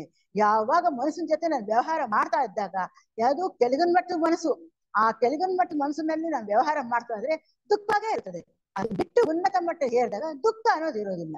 ಆದ್ರೆ ಅದ ಕಾರಣ ಏನು? ನಾನು ನನ್ನದು ನನ್ನಿಂದ ಈ ಮೂರು ಸ್ವಾರ್ಥ ತ್ಯಾಗ ಮಾಡಿದಾಗ ಮಾತ್ರ ಉನ್ನತ ಮಟ್ಟಿಗೆ ಹೇರ್ಬೋದು. ಅಲ್ಲಿ ದುಃಖ ಅನ್ನೋದು ಇಲ್ಲವೇ ಇಲ್ಲ. ಅದಕ್ಕೆ ಅವ್ರು ಮೊದಲನೇ ಲೈನಲ್ಲೇ ಹೇಳಿದ್ದಾರೆ, ಈ ಮಾರ್ಗದಲ್ಲಿ ನಾವು ಅವಲಂಬಿಸಬೇಕಾದ್ರೆ ಸ್ವಾರ್ಥ ತ್ಯಾಗ ತುಂಬಾ ಅವಶ್ಯಕತೆ ಅಂತ ಹೇಳ್ತಾ ಇದ್ದಾರೆ. ಆದರೆ ದುಃಖದ ಮಾರ್ಗವೆಂದು ಕರೆಯುವುದು ಸರಿಯಾದದಲ್ಲ. ಅದರಿಂದ ಈ ದುಃಖ ಮಾರ್ಗ ಅಂತ ಕರಿಬಾರ್ದು ಅಂತ ಹೇಳ್ತಾರೆ. ಯಾಕಂದ್ರೆ ತೊಂದರೆಗೆ ಈಡಾಗುವಂತ ಸಾಧಕನ ಕೆಳಮಟ್ಟದ ದೇಹ ಭಾವನೆ ಹೊರತು ಉನ್ನತಾತ್ಮವಲ್ಲ. ಈ ದೇಹಾತ್ಮ ಭಾವನೆ ಮಾತ್ರನೇ ಕಷ್ಟ ಪಡ್ತದೆ ವಿನಃ ಮೇಲಿನ ಮಟ್ಟದಲ್ಲ. ಈ ಕೆಳಗಿನ ಭಾವನೆಯಲ್ಲ ಎಲ್ಲ ಇರೋದು. ಆಲೋಚನೆ, ಭಾವನೆ, ಪ್ರತಿಕ್ರಿಯೆ ಇವೆಲ್ಲ ಕೆಳಗಿನ ಮಟ್ಟದಲ್ಲೇ ಇರೋದು. ಉನ್ನತ ಮಟ್ಟಕ್ಕೆ ಹೇರ್ತಾ ಇದನ್ನ ಹತೋಟಿಗೆ ತೆಗೆದುಕೊಂಡಿರ್ತೀವಿ. ಆದ್ರಿಂದ ಇದನ್ನ ನಾವು ಇದು ಹೇಳ್ಬಾರ್ದು. ದೇಹ ಭಾವನೆಯಿಂದ ಆಗೋದಕ್ಕೆ ಉನ್ನತಾತ್ಮ ಕಾರಣ ಅಲ್ಲ ಅಂತ ನಾವು ತಿಳ್ಕೊಬೇಕು. ಯಾರು ಅಂತಹ ಅವಶ್ಯಕವಾದ ತ್ಯಾಗ ಮಾಡಲು ಹಿಂಜರಿಯುತ್ತಾನೆಯೋ ಅಂತವನಿಗೆ ಮುಂದೆ ಪಶ್ಚಾತ್ತಾಪ ರೂಪವಾದ ಉನ್ನತ ಮಟ್ಟದ ದುಃಖವು ಕಾದಿರುತ್ತದೆ. ಯಾವಾಗ ಇದನ್ನ ನಾವು ಈ ತ್ಯಾಗ ಅಂದ್ರೆ ಸ್ವಾರ್ಥ ತ್ಯಾಗ, ನಾನು ನನ್ನದು ಅಂತ ತ್ಯಾಗ ಮಾಡಕ್ಕೆ ಹಿಂಜರಿಯುತ್ತಾನೋ ಅಂತವನು ಈಗೇನೋ ಅವನು ಪಡ್ಕೋಬಹುದು. ಹೇಳ್ತಾರಲ್ಲ ಬೇರೆ ಆಧ್ಯಾತ್ಮಿಕ ವಿಚಾರದಲ್ಲಿ ಏನ್ ಹೇಳ್ತಾರೆ, ಈ ನಾನು ಅವನು ಬಿಟ್ಟು ಬೇರೆ ಮುಂದಕ್ಕೆ ಹೋಗ್ಬೋದು ಅಂತ ಹೇಳ್ತಾರೆ. ನಾವು ಬೆಳವಣಿಗೆ ಆಗ್ಬೋದು, ಎಷ್ಟುವರೆಗೂ ಆಗ್ಬೋದು. ಅರ್ಹಂತ ಪದವಿ ಅಂದ್ರೆ 4ನೇ ದೀಕ್ಷೆ ಬರೋವರೆಗೂ ಕೂಡ ನಾವು ಬರ್ಬೋದು. ಆದ್ರೆ ಅಲ್ಲಿ ನಾನು ಅಂತ ಏನಾದ್ರು ಶೇಷ ಇದ್ರೆ ಅಲ್ಲಿಂದ ಮೇಲಿಂದ ಜಾರ್ ಬಿದ್ದೋಗ್ತೀವಿ. ಇದು ಆಗ್ಬಾರ್ದು ಅಂತಾನೆ ಕೆಳಗಿನ ಮಟ್ಟದಲ್ಲೇ ದೇಹಾತ್ಮ ಭಾವನೆ ಆದ ನಾನು ನನ್ನದನ್ನ ಬಿಡುಗಡೆ ಹೊಂದಿ ಉನ್ನತಾತ್ಮ ಕಡೆ ನಡೀರಿ ಅಂತ ನಡೀರಿ ಅಥವಾ ಹೇರಿರಿ ಮೇಲಕ್ಕೆ ಅಂತ ಹೇಳ್ತಾ ಇರೋದು. ಅದನ್ನ ಹೇಳ್ಬೇಕು ಅಂತಾನೆ. ಈ ನಮ್ಮ ಗೋಳಮಾಲೆಯ 4ನೇ ಪ್ರದಕ್ಷಿಣೆಯಲ್ಲಿ ನಮ್ಮ ದೇಹಗಳ ನಿತ್ಯಾನುಗಳಿಗೆ 4 ಸುಳಿಗಳು ಮಾತ್ರ ಬೆಳೆದಿರುತ್ತದೆ. ಈಗ ನಾವೆಲ್ಲಿದ್ದೀವಪ್ಪ ಅಂದ್ರೆ 4ನೇ ಪ್ರದಕ್ಷಿಣೆಯಲ್ಲಿ ಇದ್ದೀವಿ. ಈ 4ನೇ ಪ್ರದಕ್ಷಿಣೆಯಲ್ಲಿ ನಮ್ಮ ದೇಹದ ನಿತ್ಯಾನು 4 ಸುಳಿಗಳು ಮಾತ್ರ ಇದೆ. ಇಂತಹ ಅಪೂರ್ಣವಾದ ಬೆಳೆದ ದೇಹದ ಬೀಜಗಳುಳ್ಳ ದೇಹಗಳ ಮೂಲಕ 7ನೇ ಪ್ರದಕ್ಷಿಣೆಗೆ ಸಂಬಂಧಪಟ್ಟ ಉನ್ನತ ಮಟ್ಟದ ಪ್ರಗತಿಯನ್ನು ಸಾಧಿಸಬೇಕಾಗಿರುವುದರಿಂದ ಸಾಧಕನು ಕಷ್ಟವನ್ನು ಅನುಭವಿಸಬೇಕಾಗುತ್ತದೆ. ಯಾತಕ್ಕೋಸ್ಕರಪ್ಪ ಇದು ಹೇಳ್ತಾ ಇದ್ದಾರೆ ಅಂದ್ರೆ 4ನೇ ಪ್ರದಕ್ಷಿಣೆಯಲ್ಲಿ 4 ಸುಳಿಗಳು ಇರೋದ್ರಿಂದ ನಾವು ಇಲ್ಲಿ ತುಂಬಾನೇ ಕರ್ಮ ಕಟ್ಟಲೆ ಇರುತ್ತದೆ. ಈ ಕರ್ಮ ಕಟ್ಟಲೆಯನ್ನ ನಾವು ಬಿಡುಗಡೆ ಮಾಡ್ಕೊಂಡು ಹೋಗೋದು ತುಂಬಾ ಕಷ್ಟವಾಗುತ್ತೆ. ಆದರೆ ಇಲ್ಲಿ 7ನೇ ಪ್ರದಕ್ಷಿಣೆ ಬರೋ ಅಷ್ಟಕ್ಕೆ ನಾವು ಜೀವನ್ಮುಕ್ತರಾಗ್ತೀವಿ. ಯಾರ್ಯಾರು ಸಾಧಕರಾಗಿರ್ತಾರೋ ಅಥವಾ ಗುಪ್ತ ವಿದ್ಯಾ ವ್ಯಾಸಂಗಿ ಆಗಿರ್ತಾರೋ ಅಂತವ್ರೆಲ್ಲ 7ನೇ ಪ್ರದಕ್ಷಿಣೆ ಬರಕ್ ಮುಂಚೆನೆ ಅವರು ಜೀವನ ಮುಕ್ತ ಆಗೋದಕ್ಕೆ ಸಾಧ್ಯ ಇದೆ. ಅಂತವ್ರಿಗೆ 4ನೇ ಜಸುಲಿ ಇದ್ರೂ ಕೂಡ 4ನೇ ಪ್ರದಕ್ಷಿಣೆ ಇದ್ರೂ ಕೂಡ ಕರ್ಮ ಕಟ್ಟಲೆ ಹೊಡೆದ್ರೂ ಸಹ ಅವ್ರು ಸದ್ಗುಣನೆಲ್ಲ ಬೆಳೆಸ್ಕೊಂಡು ತನ್ನನ್ನು ತಾನು ಪರಿವರ್ತನೆ ಮಾಡ್ಕೊಂಡು ತೀವ್ರವಾದ ಪ್ರಯತ್ನದಿಂದ 5ನೇ ಪ್ರದಕ್ಷಿಣೆಯಲ್ಲೋ ಅಥವಾ 6ನೇ ಪ್ರದಕ್ಷಿಣೆಯಲ್ಲೋ ಅವ್ರು ಜೀವನ ಮುಕ್ತಿ ಆಗ್ಬೋದು. ಇಲ್ಲಿದ್ರೆ ನಿಧಾನವಾಗಿ ಹೋದ್ರೆ 7ನೇ ಪ್ರದಕ್ಷಿಣೆಯಲ್ಲಿ ನಾವು ಜೀವನ್ಮುಕ್ತರಾಗೋದು ಸಾಧ್ಯ ಇದೆ. ಅದಕ್ಕೋಸ್ಕರ ಹೇಳ್ತಾರೆ ಗುಪ್ತ ವಿದ್ಯಾ ವ್ಯಾಸಂಗಿಗೆ ಇದೊಂದು ಅವಕಾಶ ಕೊಟ್ಟಿದ್ದಾರೆ. ಆದ್ರಿಂದ ಅದು ಎಷ್ಟು ಬೇಕೋ ಅಷ್ಟು ಅವ್ರು ಅಳವಡಿಸ್ಕೊಂಡ್ರೆ, ಎಷ್ಟು ತೀವ್ರವಾಗಿ ಪ್ರಯತ್ನ ಪಟ್ರೆ ಅವರು 7ನೇ ಪ್ರದಕ್ಷಿಣೆಗೆ ಹೋಗಿ ಮುಕ್ತ ಆಗೋಕ್ ಮುಂಚೆನೆ ಇಲ್ಲೇ ಹಾಕ್ಬೋದು ಅಂತ ಹೇಳ್ತಾ ಇದ್ದಾರೆ. ಅದಂತಾದ್ರೆ ನೋಡಿ, ಈ ನಮ್ಮ ಗೋಳಮಾಲೆಯ 4ನೇ ಪ್ರದಕ್ಷಿಣೆಯಲ್ಲಿ ನಮ್ಮ ದೇಹಗಳ ನಿತ್ಯಾನುಗಳಿಗೆ 4 ಸುಳಿಗಳು ಮಾತ್ರ ಬೆಳೆದಿರುತ್ತದೆ. ಇಂತಹ ಅಪೂರ್ಣ ದೇಹ ಬೀಜಗಳುಳ್ಳ ದೇಹಗಳ ಮೂಲಕ 7ನೇ ಪ್ರದಕ್ಷಿಣೆ ಸಂಬಂಧಪಟ್ಟ ಉನ್ನತ ಮಟ್ಟದ ಪ್ರಗತಿಯನ್ನು ಸಾಧಿಸಬೇಕಾಗುವುದರಿಂದ ಸಾಧಕನು ಕಷ್ಟವನ್ನು ಅನುಭವಿಸಬೇಕಾಗುತ್ತದೆ. ಈ ಕಷ್ಟ ಏನು? ಕರ್ಮ ಕಟ್ಟಲೆ ಅಂದ್ರೆ ಏನು? ನಾವು ಹಿಂದಿನ ಜನ್ಮ ಏನೇನ್ ಮಾಡಿದೀವೋ ಆ ಕರ್ಮಗಳನ್ನೆಲ್ಲ ನಮ್ಗೆ ಬೇಗ ಬೇಗನೆ ಕೊಡ್ತಾರೆ. ಎಷ್ಟೆಷ್ಟು ಬೇಗ ಕರ್ಮಗಳು ತೀರಿಸ್ತೀವೋ ಅಷ್ಟಷ್ಟು ನಮ್ದು ಬೆಳವಣಿಗೆ ತೀವ್ರವಾಗುತ್ತದೆ. ಮತ್ತು ಇದು ಸ್ವಾಭಾವಿಕವಾದದ್ದು. ಗರಡಿ ಸಾಧನೆ ಮಾಡುತ್ತಿರುವ ಜಟ್ಟಿಗಳು ತಾತ್ಕಾಲಿಕವಾದ ಶ್ರಮವನ್ನು ಲೆಕ್ಕಿಸದೆ ತಮ್ಮ ಮುಂದಿನ ದೇಹ ದಾಡಿಗಳನ್ನು ಮೈಗೂಡಿಸಿಕೊಳ್ಳುವಂತೆ ಈ ಮಾರ್ಗದ ಸಾಧಕರು ಕೂಡ ತಾತ್ಕಾಲಿಕ ಶ್ರಮವನ್ನು ಲೆಕ್ಕಿಸುವುದಿಲ್ಲ. ನೋಡಿ, ಹೀಗೆ ಹೇಳ್ತಾ ಇದಾರೆ. ಒಂದು ಎಕ್ಸಾಂಪಲ್ ಅವ್ರು ಹೇಳ್ತಾ ಇದಾರೆ, ಯಾರು ಈ ಶ್ರಮವನ್ನು ಅಂತಂದ್ರೆ ಗರಡಿ ಸಾಧನೆ ಮಾಡ್ಬೇಕಾದ್ರೆ ಆ ಜಟ್ಟಿಗಳು ತುಂಬಾ ಕಷ್ಟ ಪಡ್ಬೇಕು. ಏಟಿಗಳು ಬೀಳುತ್ತೆ, ಅದು ಬೀಳುತ್ತೆ, ಇದಾಗುತ್ತೆ, ಕೆಳಗಡೆ ಬಿದ್ದೋಗ್ತಾರೆ, ಏನೇನೋ ಆಗುತ್ತೆ. ಆದ್ರೂ ಅವ್ರ ಶ್ರಮನ ಕಳ್ಕೊಳಲ್ಲ. ನಾವು ಗೆಲ್ಲಲೇಬೇಕು ಅಂತಾರೆ. ಅದೇ ರೀತಿ ಕೂಡ ನಾವು ಕೂಡ ಈ ಶ್ರಮ ವಹಿಸಿ ಈ 4ನೇ ಪ್ರದಕ್ಷಿಣೆಯಲ್ಲೇ ಕಷ್ಟಪಟ್ರೆ ನಾವು ಮುಂದುವರಿಸೋಕೆ ಸಾಧ್ಯವಾಗ್ತದೆ. ಅದಕ್ಕೆ ಕಾರಣ ಏನು? ನಮ್ಗೆ ಬೇಕಾಗಿರೋದು ಸದ್ಗುಣಗಳು. ಎಂತದು? ನ್ಯಾಯ, ಧರ್ಮ, ಪ್ರೇಮ, ಸತ್ಯ, ಇಂಥದನ್ನೆಲ್ಲ ನಾವು ಜೀವನದಲ್ಲಿ ಅಳವಡಿಸ್ಕೊಂತ ಹೋಗ್ತಾ ಇದ್ರೆ ತೀರೋ ಅದು ಪ್ರಯತ್ನ ಪಟ್ರೆ ಆಗ ನಾವು ಮುಂದಕ್ಕೆ ಬರೋದಕ್ಕೆ ಸಾಧ್ಯ ಇದೆ ಅಂತ ಹೇಳ್ತಾರೆ. ಈ ರೀತಿ ಆ ಕರ್ಮ ಕಟ್ಟಲೆ ಹೊಡೆದಾದಾಗ ಆ ಕರ್ಮಗಳು ಎಷ್ಟಿದ್ರು ಅನುಭವಿಸಿ ಮುಂದಕ್ಕೆ ಹೋಗೋದಕ್ಕೆ ಆ ಸಾಧಕನು ಪ್ರಯತ್ನ ಪಡ್ತಾನೆ ಬಿಟ್ಟು ಅದನ್ನ ಕೂಡ ಅವ್ನು ಲೆಕ್ಕಿಸೋದಿಲ್ಲ. ನನಗೆ ಕರ್ಮ ಕಟ್ಟಲೆ ತುಂಬಾ ಕೊಟ್ಬಿಟ್ರೆ ಅಂತ ಅಂದ್ಕೊಂತೀವಿ. ಆದ್ರೆ ಅದರಿಂದನೇ ಅವನು ಪಾಠ ಕಲಿಬೇಕು, ಅದರಿಂದನೇ ಬೆಳವಣಿಗೆ ಆಗ್ಬೇಕು. ಆ ರೀತಿ ತಾತ್ಕಾಲಿಕ ಶ್ರಮಕ್ಕೆ ಹಿಂಜರಿದು ಯೋಗ ಮಾರ್ಗವನ್ನು ಅವಲಂಬಿಸದೆ ಇರತಕ್ಕವರು ಮುಂದೆ ತಮ್ಮ ತಪ್ಪಿಗಾಗಿ ಪಶ್ಚಾತ್ತಾಪದ ದ್ವಾರ ಹೆಚ್ಚು ದುಃಖಕ್ಕೆ ಒಳಗಾಗಬೇಕಾಗುತ್ತದೆ. ಈ ಕೊಟ್ಟಿರೋ ಅವಕಾಶ ನಾವು ಉಪಯೋಗಿಸ್ಕೊಳ್ದೇ ಇದ್ರೆ ಮುಂದೆ ಅವಕಾಶ ಬಂದಾಗ ಏನ್ ಮಾಡ್ತೀವಿ? ಹಿಂದೆ ನಾನು ಪಡ್ಕೊಂಡ್ ಬಂದು ಅದನ್ನ ಅಳವಡಿಸ್ಕೊಂಡಿದ್ರೆ ಈಗ ನಾವು ಮುಂದುವರಿಬೋದಾಗಿತ್ತು. ಈಗ ಮತ್ತೆ ನನ್ನಲ್ಲಿ ಏನಾಗುತ್ತೆ, ಈ ತರ ನಿಧಾನವಾಗಿ ಹಾಕ್ತಾ ಇರೋದ್ರಿಂದ ಈಗ ಏನಾಗುತ್ತೆ, ನಮ್ ಪಶ್ಚಾತ್ತಾಪ ಪಟ್ಟರು ಕೂಡ ನಂಗೆ ಸಿಗಲ್ಲ.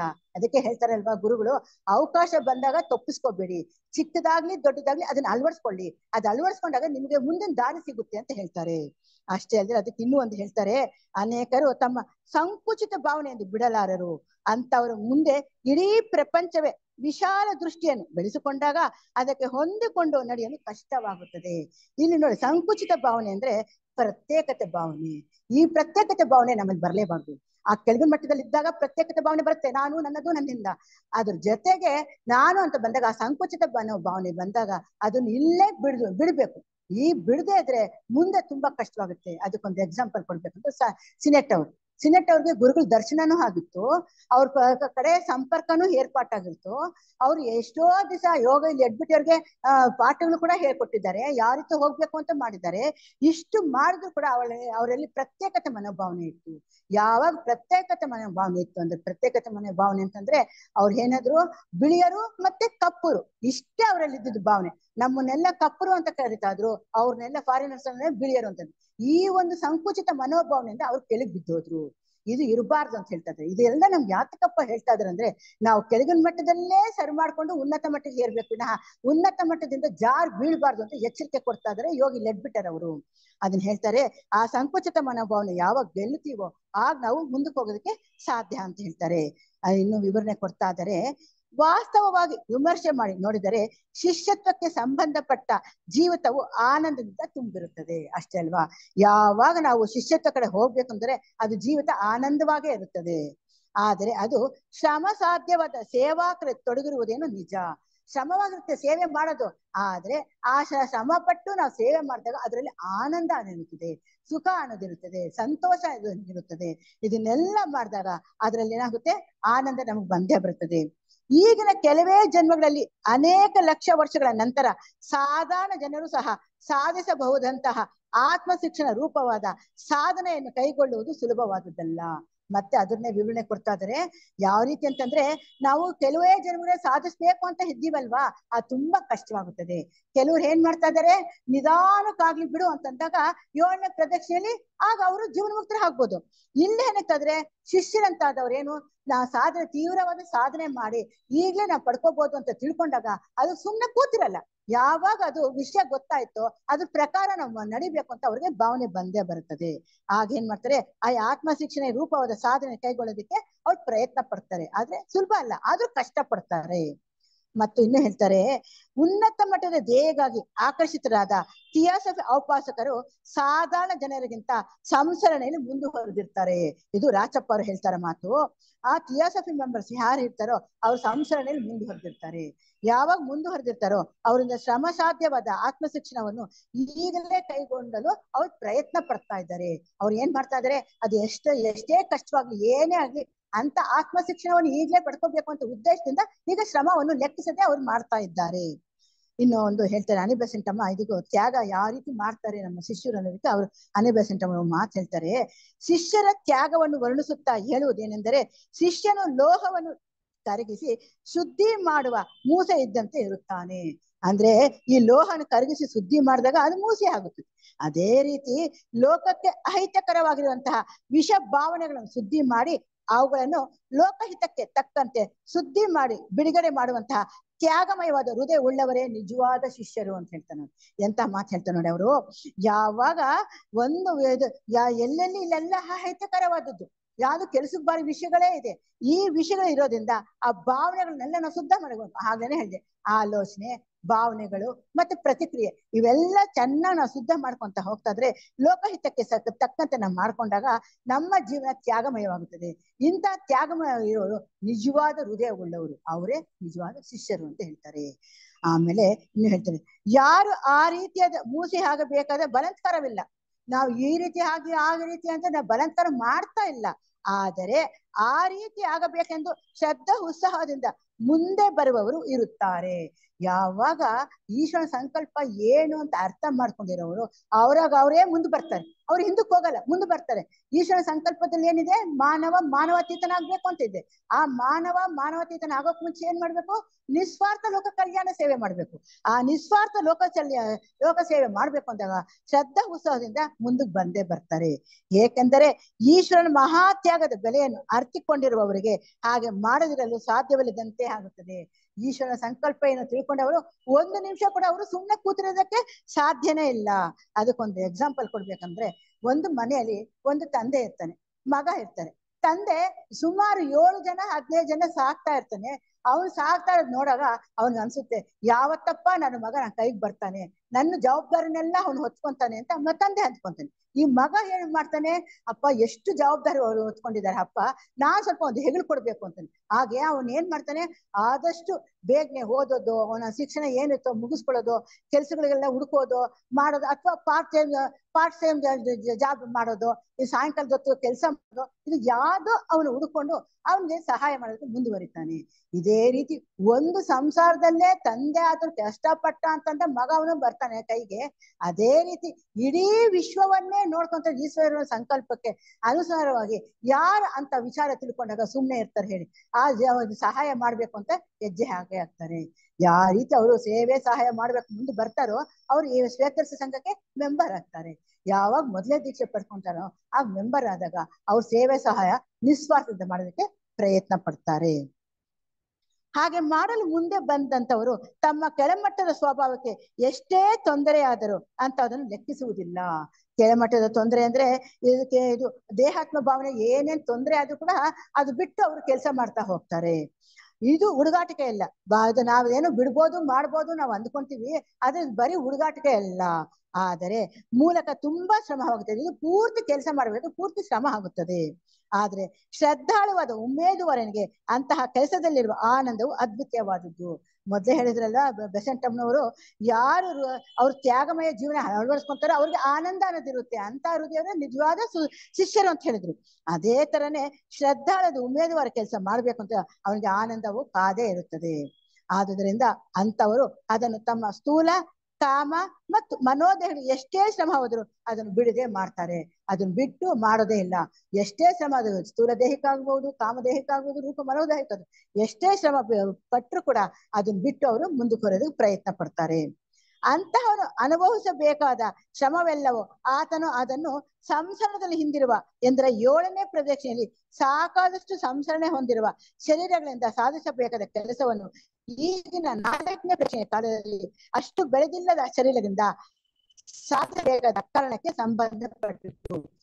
ಹೇಳಿದ 4ನೇ ಸುಳಿಗಳು ಅಂತ ಹೇಳಿದ್ರಲ್ಲ, ಆ 4ನೇ ಸುಳಿ ಅಂತಂದ್ರೆ ಶರೀರ ಇನ್ನೂ ಬೆಳವಣಿಗೆ ಆಗಿಲ್ಲ ಅಂತ.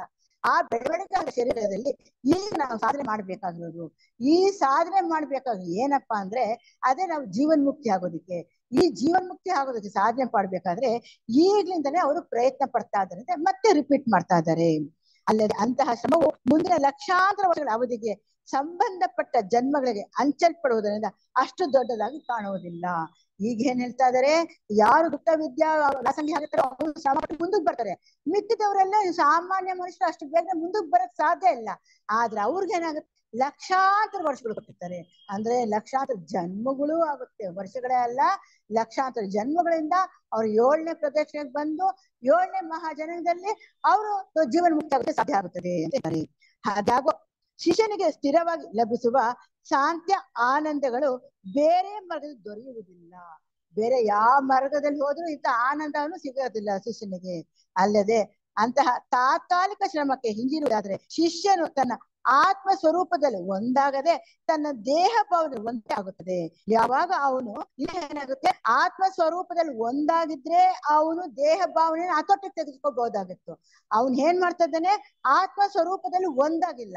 ಆತ್ಮ ಸ್ವರೂಪದಲ್ಲಿ ಒಂದಾಗಿಲ್ಲ ಅಂತಂದಾಗ ದೇಹ ಭಾವನೆಯನ್ನ ಅವನು ಹತೋಟಿಗೆ ತೆಗೆದುಕೊಳ್ಳಕ್ ಇನ್ನೂ ಆಗ್ತಾ ಇಲ್ಲ. ಅದಕ್ಕೆ ಅಲ್ಲಿ ಹೇಳ್ತಾ ಇರೋದು, ಬುದ್ಧಿ ಮತ್ತು ಪ್ರಜ್ಞೆಯಲ್ಲಿ ನಾವು ಆ ಬೆಳಕಿರುತ್ತಲ್ಲ, ಆ ಬೆಳಕು ಮನಸ್ಸಿನ ಮೇಲೆ ಬಿದ್ದಾಗ ಮಾತ್ರ, ಮನಸ್ಸು ಮತ್ತು ಇಂದ್ರಿಯಗಳನ್ನ ಹತೋಟಿಗೆ ತೆಗೆದುಕೊಂಡಾಗ ನಾವೇನ್ ಮಾಡ್ತೀವಿ, ಆತ್ಮ ಸ್ವರೂಪದಲ್ಲಿ ಒಂದಾಗೋದಕ್ಕೆ ಸಾಧ್ಯವಾಗುತ್ತದೆ. ಇದನ್ನ ನಾವು ಮಾಡ್ಬೇಕಾಗಿರೋದು. ಈ ರೀತಿ ಮಾಡಿದಾಗ ದೇಹ ಭಾವನೆ ಎಲ್ಲ ನಾವು ಹತೋಟಿಗೆ ತೆಗೆದುಕೊಳ್ಳಕ್ಕೆ ಸಾಧ್ಯ ಆಗುತ್ತದೆ. ಆದುದರಿಂದ ಈ ಪಥವು ದುಃಖದಿಂದ ಕೂಡಿದ್ದು ಎಂಬ ಭಾವನೆಯು ಭ್ರಾಂತಿಮಯವಾದದ್ದು. ಇದೆಲ್ಲ ದುಃಖದಿಂದ ಕೂಡಿದೆ ಅಂದ್ರೆ ಬರೀ ಭ್ರಾಂತಿ ಮತ್ತು ಮಾಯೆಯಿಂದ ಆಗಿರೋದು. ಏಕೆಂದರೆ ಈ ಪಥಕ್ಕೆ ಸಂಬಂಧಪಟ್ಟ ಶ್ರಮವು ಗಮನಿಸಿ ಇದರಿಂದ ಹಿಂಜರಿದರೆ ಇದಕ್ಕಿಂತ ಹೆಚ್ಚಾದ ದುಃಖವು ಮುಂದೆ ಕಾದಿರುತ್ತದೆ. ಇಷ್ಟು ಸುಲಭವಾಗಿ ಪಥ ಕೊಟ್ಟಿದ್ರು ಕೂಡ ಇದನ್ನ ನಾವು ಅಳವಡಿಸ್ಕೊಳ್ಳೋಕೆ ಪ್ರಯತ್ನ ಪಡದೇ ಇದ್ರೆ ಮುಂದೆ ನಮ್ಗೆ ದುಃಖ ಕಾದೇ ಇರುತ್ತದೆ. ಅಲ್ಲದೆ ಪ್ರಗತಿಪರವಾದ ಈ ಅಗತ್ಯವನ್ನು ಕರ್ತವ್ಯವನ್ನು ಕೈಗೊಂಡವನಿಗೆ ಕೆಟ್ಟದ್ದು ಎಂದು ಸಂಭವಿಸುವುದಿಲ್ಲ. ಅದರಿಂದ ಇದು ದುಃಖಪ್ರದವಲ್ಲ. ಯಾರು ಅಗತ್ಯವಾದ ಕರ್ತವ್ಯ ಯಾವ್ದು, ಈಗ ಶಿಷ್ಯರು ಏನ್ ಮಾಡ್ತಾ ಇದ್ರೆ ಕರ್ತವ್ಯ ದೃಷ್ಟಿಯಿಂದ ಮಾಡ್ತಾ ಇದ್ದಾರೆ. ಆ ಕರ್ತವ್ಯ ದೃಷ್ಟಿಯಿಂದ ಸೇವೆ ಮಾಡ್ತಾ ಇದ್ರೆ ತಮ್ಮನ್ ಪೂರ್ತಿ ತ್ಯಾಗ ಮಾಡ್ಕೊಂಡಿದ್ರು. ಈ ರೀತಿ ತ್ಯಾಗ ಮಾಡ್ಕೊಂಡವ್ರಿಗೆ ಅಲ್ಲಿ ಕೆಟ್ಟದ್ದು ಅನ್ನೋದು ಯಾವುದು ಇಲ್ಲ. ಯಾತಕ್ಕೋಸ್ಕರ ಇದು ಕೆಟ್ಟದ್ದು ಅನ್ನೋದು ಇಲ್ಲ ಅಂತಂದ್ರೆ, ಯಾವಾಗ ಅವನಿಗೆ ತೀವ್ರವಾದ ಬೆಳವಣಿಗೆ ಆಗ್ಬೇಕು ಅಂತಂದ್ರೆ ಆ ಕರ್ಮಗಳನ್ನು ಸ್ವಲ್ಪ ಕಡಿಮೆ ಮಾಡ್ತಾರೆ. ಕರ್ಮಗಳನ್ನು ಕಡಿಮೆ ಮಾಡಿ ಬೆಳವಣಿಗೆಗೆ ದಾರಿ ಮಾಡ್ಕೊಡ್ತಾರೆ. ಆಗ ಅವನ ಆತ್ಮಕ್ಕೆ ಆತ್ಮ ಶಿಕ್ಷಣ ಪಡ್ಕೊಂಡು ಮುಂದಕ್ಕೆ ನಡೀತಾ ಇರ್ತಾನೆ. ಯಾವಾಗ ಆತ್ಮ ಶಿಕ್ಷಣ ಪಡ್ಕೊಂಡು ಅವನು ತೀವ್ರವಾದ ಬೆಳವಣಿಗೆ ಆಗ್ತಾ ಹೋಗ್ತಾನೋ ಕರ್ಮವನ್ನ ಕಡಿಮೆ ಮಾಡ್ಕೊಂತಾನೆ. ಇಲ್ಲಿ ಏನಾಯ್ತು, ಕರ್ಮ ದೇವತೆಗಳು ಕರ್ಮವನ್ನ ಕಡಿಮೆ ಮಾಡಿ ಯಾವ ರೀತಿ ಕರ್ಮ ಎಲ್ಲೂ ಹೋಗಲ್ಲ, ಇನ್ನೊಂದ್ ಜನ್ಮಕ್ಕೋ ಕೊಡ್ಬೋದು, ಅದೆಲ್ಲೂ ಹೋಗಲ್ಲ. ಆದ್ರೆ ಅವ್ನ ಕರ್ಮನ ಕಡಿಮೆ ಮಾಡಿ ಬೆಳವಣಿಗೆ ದಾರಿ ಮಾಡ್ಕೊಡ್ತಾರೆ. ಯಾವಾಗ ಬೆಳವಣಿಗೆ ದಾರಿ ಮಾಡ್ಕೊಡ್ತಾರೆ ಅವನು ಆಗ ಏನ್ ಮಾಡ್ತಾನೆ, ತೀವ್ರವಾದ ಬೆಳವಣಿಗೆ ಪ್ರಯತ್ನ ಪಡ್ತಾನೆ. ಈ ರೀತಿ ತೀವ್ರವಾದ ಪ್ರಯತ್ನ ಪಟ್ಟಾಗ ಅವನಿಗಲ್ಲಿ ದುಃಖ ಅನ್ನೋದು ಇಲ್ಲವೇ ಇಲ್ಲ. ಆದ್ರಿಂದ ಅವನು ಮುಂದುವರೆಯೋದಕ್ಕೆ ಜಾಸ್ತಿ ಟೈಮ್ ಸಿಗುತ್ತೆ. ಈ ರೀತಿ ಬೆಳವಣಿಗೆ ಪಡ್ಕೊಳ್ಳೋಕೆ ಪ್ರಯತ್ನ ಪಡ್ತಾನೆ. ಮೇಲ್ಕಂಡ ಶಾಂತ್ಯ ಆನಂದಗಳ ಆತನ ಅಂತರಂಗ ಜೀವಿತಕ್ಕೆ ಸಂಬಂಧಪಟ್ಟವು. ಆದರೆ ಶಿಷ್ಯನ ಹೊರಗಿನ ಜೀವಿತಕ್ಕೆ ರೂಸ್ ಬ್ರೋಕ್ ಎಂಬ ಯೋಗಿಯು ವರ್ಣಿಸುವಂತೆ ಶೋಚನೀಯವಾಗಿರುತ್ತದೆ. ಇದಕ್ಕೆ ಇನ್ನೊಂದು ಹೇಳ್ತಾ ಇದ್ರೆ ನೋಡಿ, ಇಲ್ಲಿ ಅವರು ಉನ್ನತ ಮಟ್ಟಿಗೆ ಹೇಳಿದಾಗ ಶಾಂತಿ ಆನಂದವನ್ನು ಎಲ್ಲಾ ಪಡ್ಕೊಂತಾರೆ. ಅದು ರೂಸ್ ಬ್ರೋಕ್ ಅನ್ನೋರು ಒಂದ್ ಮಾತು ಹೇಳ್ತಾ ಇದಾರೆ. ಏನಪ್ಪಾ ಅಂದ್ರೆ, ಈಗ ಅವನು ಅಂತರಂಗ ಜೀವಿತದಲ್ಲಿ ಹಿಡಿದಿದ್ದಾನೆ, ಅಂದ್ರೆ ಆತ್ಮ ಸ್ವರೂಪದಲ್ಲಿ ಇದ್ದಾನೆ. ಆತ್ಮದಲ್ಲಿ ಅವನು ಬೆಳವಣಿಗೆ ಆಗ್ಬೇಕು ಅಂತ ತಿಳ್ಕೊಂಡು ಆತ್ಮದಲ್ಲಿ ಒಂದಾಗೋದಕ್ಕೆ ಪ್ರಯತ್ನ ಪಡ್ತಾ ಇದ್ದಾನೆ. ಆ ಪ್ರಯತ್ನ ಪಡ್ತಾ ಇದ್ದಾಗ ಅವನ್ ಕೆಳಗನ್ ಮಟ್ಟ ಜೀವನ ಹೇಗಿರುತ್ತೆ ಅಂತ ಅದನ್ನ ಹೇಳ್ತಾ ಇದ್ದಾರೆ. ಆ ಕೆಳಗನ್ ಮಟ್ಟ ಜೀವನ ಹೇಗಿರುತ್ತಪ್ಪ ಅಂತಂದ್ರೆ, ಕೆಲವು ಸಂದರ್ಭದಲ್ಲಿ ಇಂಥ ದೌರ್ಭಾಗ್ಯಶಾಲಿಗಳಿಗೆ ಪ್ರಪಂಚ ಕೊಡಬಹುದಾದ ಸುಖ ಸಂತೋಷಗಳು ಎಂದರೆ ಅಂತಹ ಬಂಧುಗಳು ಸ್ನೇಹಿತರಿಂದ ಅವರಿಗೆ ಕೈ ಬಿಡುವುದಲ್ಲದೆ ಅವರ ಸದುದ್ದೇಶಗಳ ತಪ್ಪು ಅರ್ಥ ಕಲ್ಪಿಸಿ ಅವರನ್ನು ಹೀನಾಯವಾಗಿ ಕಾಣುತ್ತಾರೆ.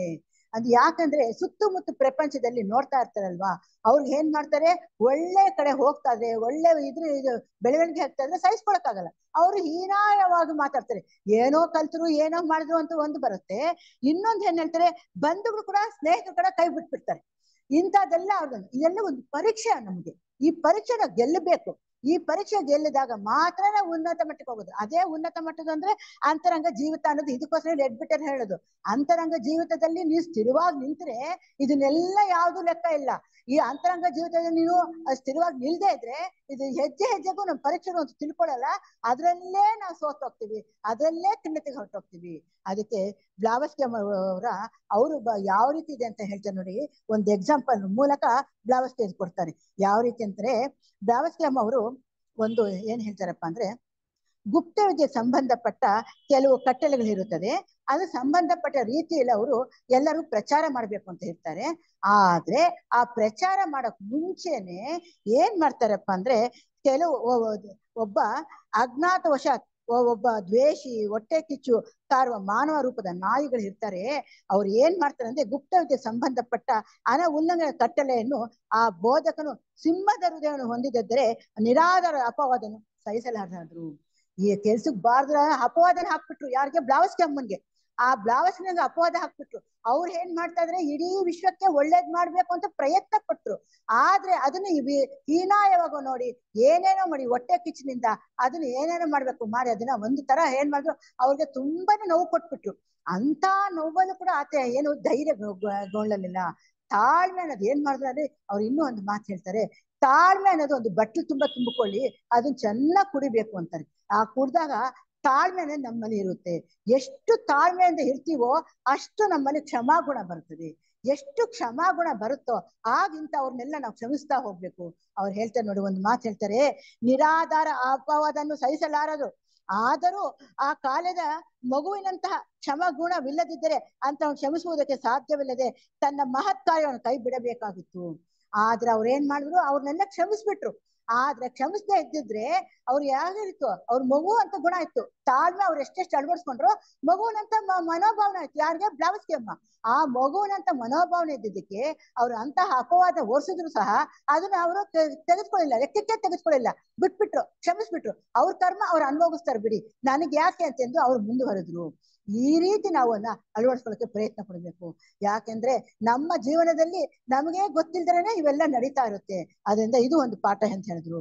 ಅಂತ ಹೇಳಿ ಅವ್ರು ಈ ಮಹತ್ ಕಾರ್ಯವನ್ನು ಕೈ ಬಿಡಬೇಕಾಗಿತ್ತು. ಅವ್ರು ಏನಾದ್ರು ಒಂದು ತಾಳ್ಮೆ ಆಗ್ಲಿ ಒಂದು ಕ್ಷಮಾಗುಣ ಅಲ್ಲಿ ಅಳವಡಿಸ್ಕೊಳ್ದೆ ಇದ್ರೆ ಖಂಡಿತವಾಗಿ ನಮ್ಗೆ ಇದೆಲ್ಲ ಇತಿಹಾಸಕ್ಕೆ ನಮ್ಗೆ ಸಿಗ್ತಾನೆ ಇರ್ಲಿಲ್ಲ, ಮುಂದಕ್ಕೆ ನಾವು ಬರ್ತಾನೆ ಇರ್ಲಿಲ್ಲ, ಏನೂ ನಮಗ್ ಸಿಗ್ತಾ ಇರ್ಲಿಲ್ಲ. ಆಕೆ ಆ ತ್ಯಾಗ ಮಾಡೋದಕ್ಕೆ ಈಗ ನಮ್ಗೆ ಸಿಗ್ತಾ ಇದೆ. ಆಕೆ ತಾಳ್ಮೆ ಅನ್ನೋದು ಅಷ್ಟೊಂದಿತ್ತು, ಕ್ಷಮಾಗುಣ ಅಷ್ಟೊಂದಿತ್ತು. ಇವೆರಡು ಇರೋದ್ರಿಂದ ಇವತ್ತು ನಮ್ಗೆ ಈ ಮಹತ್ ಕಾರ್ಯ ನಮ್ಗೆ ಸಿಗ್ತಾ ಇದೆ. ಬ್ಲಾವಸ್ಕಿ ಮುಂದ ಬೇಕಾದಷ್ಟು ಪುಸ್ತಕಗಳು, ಬೇಕಾದಷ್ಟು ವಿಚಾರಗಳು ಎಲ್ಲವೂ ನಮ್ಗೆ ಸಿಗ್ತಾ ಇರೋದು. ಅದಕ್ಕೆ ಇನ್ನೂ ಒಂದು ಎಕ್ಸಾಂಪಲ್ ಕೊಡ್ತಾರೆ. ಯಾವ್ದಪ್ಪ ಅಂದ್ರೆ, ಪ್ರಪಂಚವು ಹೊಸ ಬೋಧನೆಯನ್ನು ಕಂಡರೆ ಅಭ್ಯಾಸ ಮಾಡುತ್ತಾರೆ, ಅನಂತರ ಅದನ್ನು ಹೀನಾಯವಾಗಿ ಕೊನೆಗೆ ಅದನ್ನು ಒಪ್ಪಿಕೊಂಡು ಅದು ತಮಗೆ ಮೊದಲಿನಿಂದಲೂ ತಿಳಿದಿತ್ತು ಎಂಬಂತೆ ನಟಿಸುತ್ತಾರೆ. ಯಾವ್ದಾದ್ರು ವಿಷಯ ಅಂದ್ರೆ, ಯಾವ್ದಾದ್ರು ಬೋಧನೆ ಕೇಳಿದ ತಕ್ಷಣ ಅಪಹಾಸ ಮಾಡ್ತಾರೆ, ಇದು ನನ್ಗೆ ಮೊದ್ಲೇ ತಿಳಿದಿತ್ತು ಅಂತ ಈಹಾಳ ಮಾಡ್ತಾರೆ. ಅಷ್ಟಲ್ದಿರ ಅದನ್ನ ಒಪ್ಪಿಕೊಂಡು ನನ್ಗೆ ಇದು ಮೊದ್ಲೇ ತಿಳಿದಿತ್ತು ಒಂದು ಹೀಯಾಳಿಸ್ತಾರೆ, ಇಲ್ಲ ನಂಗೆ ಗೊತ್ತಿತ್ತು ಅಂತ ಹೇಳ್ತಾರೆ. ಅಷ್ಟೇ ಅಲ್ದ್ರೆ ಈ ಮಧ್ಯೆ ಅಂತಹ ಹೊಸ ಬೋಧನೆ ತಂದವರಿಗೆ ಜನರು ನಾನಾ ವಿಧವಾಗಿ ತೊಂದರೆಯನ್ನು ಕೊಟ್ಟು ಕೊಂದು ಹಾಕುತ್ತಾರೆ. ಇದು ಯಾರಿಗಾಗ್ರದು? ಅನಿ ಬೆಸೆಂಟ್ ಅಮ್ಮನಿಗೆ. ಹಿಂದಿನ ಜನ್ಮದಲ್ಲಿ ಭ್ರೂಣ ಆಗಿದ್ದಾಗ ಅವರು ಸೂರ್ಯನ ಸುತ್ತಲೂ ಭೂಮಿ ಸುತ್ತುತ್ತೆ ಅಂತ ಹೇಳಿದ್ರು, ವಾದ ಮಾಡಿದ್ರು, ಎಷ್ಟೇ ವಿಚಾರ ಹೇಳಿದ್ರು, ಯಾರು ಅದಕ್ಕೆ ಒಪ್ಕೊಳ್ಳಿಲ್ಲ. ಆಗ ಅವ್ರನ್ನ ಜೈಲಲ್ಲಿ ಹಾಕಿದ್ರು, ಕೂಡ ಹಾಕಿದ್ರು, ನಾನಾ ರೀತಿ ಹಿಂಸೆ ಕೊಟ್ರು, ಆಮೇಲೆ ಕೊಂದು ಹಾಕ್ಬಿಟ್ರು. ಆಮೇಲೆ ಸತ್ತಿದಾದ್ಮೇಲೆ ಏನ್ ಹೇಳಿದ್ರು, ಅವ್ರು ಹೇಳಿದ್ರು ತತ್ವ ಸರಿಯಾಗೇ ಇದೆ ಅಂತ ಹೇಳಿದ್ರು. ಆ ತತ್ವನ ಆಮೇಲೆ ಒಪ್ಕೊಂಡ್ರು, ಸೂರ್ಯನ ಸುತ್ತಲೂ ಭೂಮಿ ಸುತ್ತಾ ಇದೆ ಅಂತ ಒಪ್ಕೊಂಡ್ರು. ಈ ರೀತಿ ನಮ್ಮ ಜೀವನ ಇದೆ, ಈ ರೀತಿ ನಮ್ಮ ಸುತ್ತಮುತ್ತಲು ಜನ ಇದ್ದಾರೆ ಅಂತ ಹೇಳ್ತಾರೆ.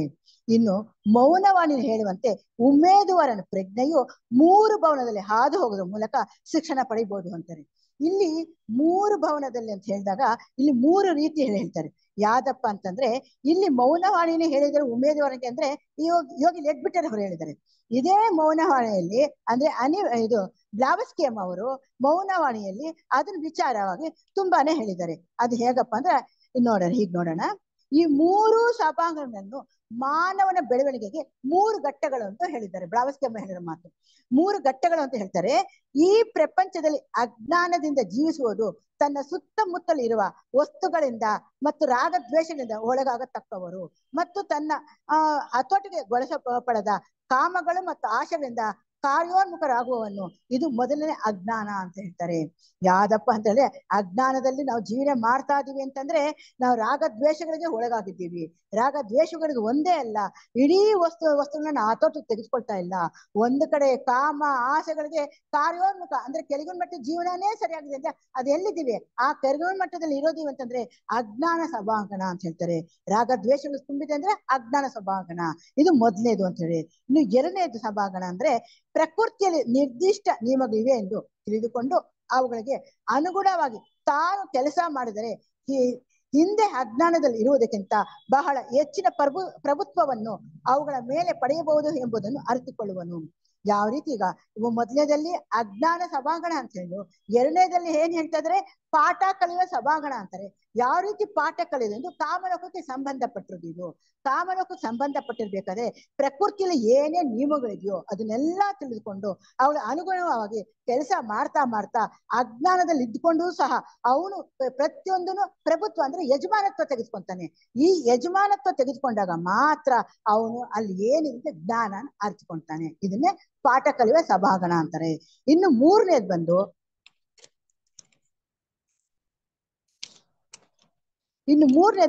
ಆಧ್ಯಾತ್ಮಿಕ ನಿಯಮಗಳಿವೆ ಎಂಬುದನ್ನು ಅರಿತುಕೊಂಡು ಅವುಗಳಿಗೆ ವಿಧೇಯನಾಗಿರಲು ಕಲಿತಿರುವವನು. ಅವನಿಗೆ ಪುನರ್ಜನ್ಮ ಮತ್ತು ಕರ್ಮ ಸಿದ್ಧಾಂತಗಳು ತಿಳಿದಿದೆ.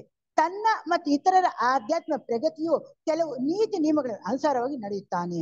ಅಂದ್ರೆ ಈ ಮೂರನೇ ಇದ್ರಲ್ಲಿ ಅವನು ಏನ್ ಮಾಡ್ತಾನೆ, ಅವನು ಜ್ಞಾನವನ್ನು ಪಡ್ಕೋಬೇಕು. ಅದಕ್ಕೆ ಜ್ಞಾನ ಸಭಾಂಗಣ ಅಂತ ಹೇಳ್ತಾರೆ. ಈ ಜ್ಞಾನ ಸಭಾಂಗಣದಲ್ಲಿ ಆಧ್ಯಾತ್ಮಿಕ ನಿಯಮಗಳು ಏನೇನಿದೆಯೋ ಅದನ್ನೆಲ್ಲ ತಿಳ್ಕೊಂತಾನೆ. ಅದನ್ನೆಲ್ಲ ಅರ್ಥ ಮಾಡ್ಕೊಂಡು ವಿಧೇಯನಾಗಿ ಅಂದ್ರೆ ವಿನಯವಾಗಿ ಪ್ರತಿಯೊಂದು ಕಲಿತಾನೆ. ಅಷ್ಟೇ ಅಲ್ದಿರ ಪುನರ್ಜನ್ಮ ಕರ್ಮ ಸಿದ್ಧಾಂತನೂ ತಿಳ್ಕೊಂತಾನೆ ಮತ್ತು ಆಧ್ಯಾತ್ಮಿಕ ಪ್ರಗತಿಗೆ ಏನೇನ್ ಬೇಕೋ ನೀತಿ ನಿಯಮಗಳು ಸಹ ಅನುಸರಿಸ್ಕೊಂತಾನೆ. ಇದಿಷ್ಟು ಅಲ್ಲದಿರ ಪ್ರತಿಯೊಂದನ್ನು ಗ್ರಹಿಸಿಕೊಂಡು ಇಂತಹ ಸಾಧಕನು ಬಾಹ್ಯ ವಸ್ತುಗಳು ಆತ್ಮನೇ ಸಂಸರಣೆಗೋಸ್ಕರ ಮಾತ್ರ ಅಲ್ಲದೆ ಅವನು ಆತ್ಮನ ಸಂಸರಣೆ ಹೊರಗಡೆ ಮಾತ್ರ ಅಲ್ಲ ಅಂತರಂಗದಲ್ಲಿ ಆಗ್ಬೇಕು ಅಂತ ಅವನು ತಿಳುವಳಿಕೆ ಮಾಡ್ಕೊಂತಾನೆ. ಈ ತಿಳುವಳಿಕೆಯಿಂದ ಅವನು ಜ್ಞಾನದ ಸಭಾಂಗಣ ಅಂತಾರೆ. ಈ ಜ್ಞಾನ ಮೂರು ಸಭಾಂಗಣ. ಇಲ್ಲ ಏನಾಯ್ತು, ಮೊದಲನೇದಲ್ಲಿ ಅಜ್ಞಾನ ಸಭಾಂಗಣ, ಎರಡನೇದು ಪಾಠ ಕಲಿಯುವುದು, ಮೂರನೇದು ಜ್ಞಾನ ಪಡ್ಕೊಳ್ಳೋದು. ಈ ಮೂರು ಸಭಾಂಗಣಗಳು ಅಂತ ಬ್ಲಾವತ್ಸ್ವಾಮಿ ಹೇಳ್ತಾರೆ. ಇಷ್ಟೇ ಆದ್ರೆ ಇನ್ನೂ ಸ್ವಲ್ಪ ಅದನ್ನ ಈಸಿಯಾಗಿ ಹೇಳ್ತಾ ಇದ್ದಾರೆ. ಈ ಮೂರು ನಮ್ಗೆ ಅರ್ಥ ಆಗೋದು ಕಷ್ಟ ಆಗುತ್ತಾನೋ ಅಂತ ಅಂದ್ಬಿಟ್ಟು ಅದು 4 ಘಟ್ಟಗಳು ಅಂತ ಹೇಳಿದ್ದಾರೆ. ಇದನ್ನೇ ಮೂರನೇದು 4 ಘಟ್ಟಗಳ ರೀತಿ ಹೇಳಿದ್ರು. ಜಾಗೃತಿ ಅಂದ್ರೆ ಎಚ್ಚರ ಸ್ಥಿತಿ, ಸ್ವಪ್ನ ಅಂದ್ರೆ ಸ್ವಪ್ನ ಸ್ಥಿತಿ, ಮೂರನೇದು ಸುಸುಪ್ತಿ ಅಂದ್ರೆ ಗಾಢ ನಿದ್ರಾ ಸ್ಥಿತಿ. ಈ ಮೂರು ಸಾಧಕನು ಅತ್ಯಂತ ಉನ್ನತ ಮಟ್ಟದಲ್ಲಿ ಅವನನ್ನ ಕರೆದುಕೊಂಡು ಹೋದಾಗ ತುರ್ಯಾ ಅವಸ್ಥೆ ಆಗುತ್ತದೆ ಅಥವಾ ತುರ್ಯಾ ಸ್ಥಿತಿ ಆಗುತ್ತದೆ. ಈ ತುರ್ಯಾ ಸ್ಥಿತಿಯನ್ನ ಅವನ ಆಧ್ಯಾತ್ಮಿಕ ಪ್ರಜ್ಞಾ ಸ್ಥಿತಿ ಅಂತ ಹೇಳಿದ್ದಾರೆ. ಈ ರೀತಿ ಆದ್ರೆ ಅರ್ಥ ಮಾಡ್ಕೋಬಹುದು, ಆ ರೀತಿ ಆದ್ರೆ ಅರ್ಥ ಮಾಡ್ಕೋಬಹುದು. ಅದನ್ನ ಬ್ಲಾವತ್ಸ್ವಾಮಿ ಅವರು ಏನ್ ಹೇಳ್ತಾ ಇದಾರೆ, ಮೊದಲನೇ ದಿನ ಜಾಗೃತ ಅಂದ್ರೆ ಎಚ್ಚರ ಸ್ಥಿತಿ ಅಂತ ಹೇಳ್ತಾರೆ. ಎರಡನೇದು ಸ್ವಪ್ನ ಅಂದ್ರೆ ಸ್ವಪ್ನ ಸ್ಥಿತಿ ಅಂತ ಹೇಳ್ತಾರೆ. ಸುಸುಪ್ತಿ ಅಂದ್ರೆ ಗಾಢ ನಿದ್ರಾ ಸ್ಥಿತಿ ಅಂತ ಹೇಳ್ತಾರೆ. 4ನೇದು ತುರ್ಯಾ ಸ್ಥಿತಿ ಅಂತಾರೆ. ಈ ತುರ್ಯಾ ಸ್ಥಿತಿಯನ್ನ ಆಧ್ಯಾತ್ಮಿಕ ಪ್ರಜ್ಞಾ ಸ್ಥಿತಿ ಅಂತ ಕೂಡ ಹೇಳ್ತಾರೆ. ಈ ರೀತಿ 4 ನಾವು ಜೀವನದಲ್ಲಿ ಅಳವಡಿಸ್ಕೊಂಡು ಮುಂದುವರಿಬಹುದು ಅಂತ ಈ ಬ್ಲಾವತ್ಸ್ವಾಮಿ ಹೇಳೋದು. ಇದನ್ನೇ ಅವರು ಇದು ಯಾವುದು ಯೋಗಿ ಲೆಟ್ಬಿಟ್ಟಿರೋರು ಇಲ್ಲಿ ಏನ್ ಹೇಳಿದ್ರೆ ಇದನ್ನ ವಿಚಾರ ಮಾಡೋಣ. ಮೊದಲನೇದಾಗಿ ಅಜ್ಞಾನ ಭವನ ಎಂದು ಸ್ಥೂಲ ಲೋಕ. ಇದರಲ್ಲಿ ಹೊರಮೈಗೆ ಸಂಬಂಧಪಟ್ಟ ಹೊಟ್ಟಿನಂತಿರುವ ತಿಳುವಳಿಕೆಯನ್ನು ಮಾತ್ರ ಪಡೆಯಲು ಸಾಧ್ಯ. ಹೊರಗಿನ ಪ್ರಪಂಚದಲ್ಲಿ ಏನೇನಿದೆಯೋ ಆ ತಿಳುವಳಿಕೆ ಮಾತ್ರ ನಮ್ಗೆ ಸಾಧ್ಯ ಅಂತ ಹೇಳ್ತಾ ಇದ್ದಾರೆ. ಯಾವುದು ಮೊದಲನೇದು. ಇದು ಅಜ್ಞಾನ ಭವನ ಅಂತ ಅವರು ಹೇಳಿದ್ರು. ಎರಡನೇ ಭವನದಲ್ಲಿ ಭುವರ್ ಲೋಕ. ಕಾಮಲೋಕಕ್ಕೆ ಉಮೇದುವಾರನು ಅನೇಕ ವಿಷಯಗಳು ತಿಳಿದು ಬರುತ್ತದೆ. ಕಾಮಲೋಕಕ್ಕೆ ಹತ್ತಾಗ ಅವನು ಒಂದೇ, ಈ ಸ್ಥೂಲ ಲೋಕಕ್ಕೂ ಕಾಮಲೋಕಕ್ಕೂ ಒಂದೇ ಹೆಜ್ಜೆ ಇರೋದು. ಅದು ಸೂಕ್ಷ್ಮ, ಇದಕ್ಕಿಂತ ಸ್ಥೂಲದಲ್ಲಿ ಘನವಾಗಿದೆ. ಸೂಕ್ಷ್ಮ ಲೋಕ ಅಂತಂದಾಗ ಕಾಮಲೋಕ, ಅಲ್ಲಿ ಸೂಕ್ಷ್ಮವಾಗಿದೆ. ಎಲ್ಲಾ ವಿಷಯಗಳನ್ನ ಅವನು ಅರ್ಥ ಮಾಡ್ಕೊಂತಾನೆ. ಮತ್ತು ಭುವರ್ ಲೋಕಕ್ಕೆ ಸಂಬಂಧಪಟ್ಟ ಜ್ಞಾನೇಂದ್ರಿಯಗಳು ಉನ್ಮಿಲನವಾದಾಗ ಆಶ್ಚರ್ಯವೋ ಆಶ್ಚರ್ಯ ಆಗುತ್ತದೆ. ಅವ್ನಿಗೆ ಯಾವಾಗ ಸೂಕ್ಷ್ಮ ಆಗ್ತಾ ಬರುತ್ತೋ ಆಗ ಅವನ ಜ್ಞಾನೇಂದ್ರಿಯಗಳು ಉನ್ಮಿಲನವಾದಾಗ ಸಂತೋಷ ಪಡ್ತಾನೆ. ಆಗ ಏನಪ್ಪ ಆಗುತ್ತಂದ್ರೆ ಸ್ಥೂಲ ಲೋಕಕ್ಕಿಂತಲೂ ಎಷ್ಟೋ ಹೆಚ್ಚಾಗಿ ತಿಳುವಳಿಕೆ ಲಭಿಸುತ್ತದೆ. ಅವನಿಗೆ ಬೇಕಾಷ್ಟು ತಿಳುವಳಿಕೆ ಬರುತ್ತದೆ. ಆ ತಿಳುವಳಿಕೆ ಆದಾಗ ಅವನಿಗೆ ಏನಾಗುತ್ತಂದ್ರೆ ಒಂದೊಂದು ಬಾರಿ ತಿಳಿಯಬೇಕಾದನ್ನೆಲ್ಲ ತಿಳಿದನೆಲ್ಲ ಎಂಬ ಭ್ರಾಂತಿ ಬರುವಷ್ಟು ಆಗೋಗುತ್ತೆ. ಅವನಲ್ಲಿ ಭ್ರಮೆ ಬಂದ್ಬಿಡುತ್ತೆ ಅಲ್ಲಿ. ನಾನು ಎಲ್ಲಾ ತಿಳ್ಕೊಂಡ್ಬಿಟ್ಟಿದ್ದೀನಿ. ಏನು ಸ್ಥೂಲ ಲೋಕಕ್ಕೂ ಕಾಮಲೋಕಕ್ಕೂ ಇರೋದು ಒಂದೇ ಹೆಜ್ಜೆ. ಎಷ್ಟು ಒಂದು ಹೆಜ್ಜೆ ಅಂದಾಗ ಸ್ವಲ್ಪ ಸೂಕ್ಷ್ಮ. ಅವನು ಸೂಕ್ಷ್ಮದ ಸೂಕ್ಷ್ಮ ಸ್ಥಿತಿಗೆ ಹೋಗಿಲ್ಲ, ಆದ್ರೂ ಅಲ್ಲಿ ಭ್ರಾಂತಿಗೆ ಸಿಕ್ಕಾಕೊಂಡು ಏನ್ ಹೇಳ್ತಾ ಇದ್ದಾನೆ, ನಾನು ಎಲ್ಲಾ ತಿಳ್ಕೊಂಡ್ಬಿಟ್ಟೆ ಅಂತಾನೆ. ಆಗ ನನ್ನಲ್ಲಿ ಪ್ರಜ್ಞೆ ವಿಕಾಸವಾಯ್ತು ಅಂತ ಅಂದ್ಕೊಂಡ್ಬಿಡ್ತಾನೆ. ಖಂಡಿತವಾಗಿ ಅದಾಗಿರಲ್ಲ. ಆಮೇಲೆ ಅವನ್ ಅಂದ್ಕೊಂತಾನೆ ಈ ತಿಳುವಳಿಕೆ ವಿಸ್ತಾರ ಆಗುವುದು ಬರೀ ಟೊಳ್ಳುತನ ಅಂತ ತಿಳ್ಕೊಂತಾನೆ. ಆಗ ಅವನ್ ಅರಿವು ಬರುತ್ತೆ, ಅಲ್ಲಿ ಟೊಳ್ಳುತನ ಅಂತ ತಿಳ್ಕೊಂತಾನೆ. ಆಗ ಅವನು ಎಚ್ಚರಿಕೆ ಬರುತ್ತೆ, ಅಯ್ಯೋ ನಾನು ಏನೋ ಅಂದ್ಕೊಂಡೆ, ಏನೋ ಆಗೋಯ್ತು ಅಂತ ಅಂದ್ಕೊಂಡು ಅವನ್ ಸಮಾಧಾನ ತಿಳಿಸ್ಕೊಂತಾನೆ. ಅದಾದ್ಮೇಲೆ ಆದರೆ ಮೌನವಾಣಿಯು ಈ ಲೋಕದಲ್ಲಿರುವ ಪ್ರತಿಯೊಂದು ಹೂವಿನ ಕೆಳಗೆ ಒಂದೊಂದು ಆಶೆ ಎಂಬ ಸರ್ಪವು ಮಲಗಿದೆ ಎಂಬುದಾಗಿ ಎಚ್ಚರ ಕೊಡ್ತಾರೆ. ಅದೇ ಇಂತಹ ಕೆಳಮಟ್ಟದ ಆಶೆಯನ್ನು ಉಮೇದುವಾರನು ಕೊಲ್ಲುವವರೆಗೂ ಆ ಸಂಬಂಧವಾದ ಉತ್ಕಾಂಕ್ಷೆಯು ಮೂಡುವುದಿಲ್ಲ ಅಂತ ಹೇಳ್ತಾರೆ. ಯಾವ್ದಿಲ್ಲಿ ಉಮೇದುವಾರನಿಗೆ ಏನಪ್ಪ ಇಷ್ಟೊಂದು ಸರ್ಪ ಅಂತ ಹೇಳ್ತಾರೆ. ಒಂದೊಂದು ಭವನದ ಕೆಳಗೆ ಒಂದೊಂದು ಸರ್ಪ ಇದೆ ಅಂತಾರೆ. ಯಾವ್ದಪ್ಪ ಸರ್ಪ ಅಂತಂದ್ರೆ ನಮ್ಮಲ್ಲಿ ಆಸೆ ಮತ್ತೆ ಅಹಂಭಾವ ಏನದು ಸರ್ಪಾನೇ, ಬೇರೆ ಇನ್ಯಾವುದೂ ಅಲ್ಲ. ಇವೆರಡೂನೇ ನಮ್ಗೆ ಸರ್ಪವಾಗಿ ಸುತ್ತಕೊಂಡಿರೋದು. ಅಂದ್ರೆ ಒಂದು ಕಡೆ ಸ್ವಲ್ಪ ಬೆಳವಣಿಗೆ ಆಯ್ತು ಅಂದ್ರೆ ಅಹಂಕಾರ ಬಂದ್ಬಿಡುತ್ತೆ, ಮತ್ತೆ ಆಸೆ, ಇವೆರಡೂ ಸೇರ್ಕೊಂಡ್ರೆ ನಮ್ಗೆ ಸರ್ಪದ ರೂಪದಲ್ಲಿ ಕಾಡ್ತಾ ಇರುತ್ತದೆ. ಇದನ್ನ ನಾವು ಬಿಟ್ಟೋದಾಗ ಮಾತ್ರ ಮೇಲೆ ಉನ್ನತ ಮಟ್ಟಕ್ಕೆ ಹೇಳೋದಕ್ಕೆ ಸಾಧ್ಯ ಆಗುತ್ತೆ ಅಂತ ಹೇಳ್ತಾರೆ.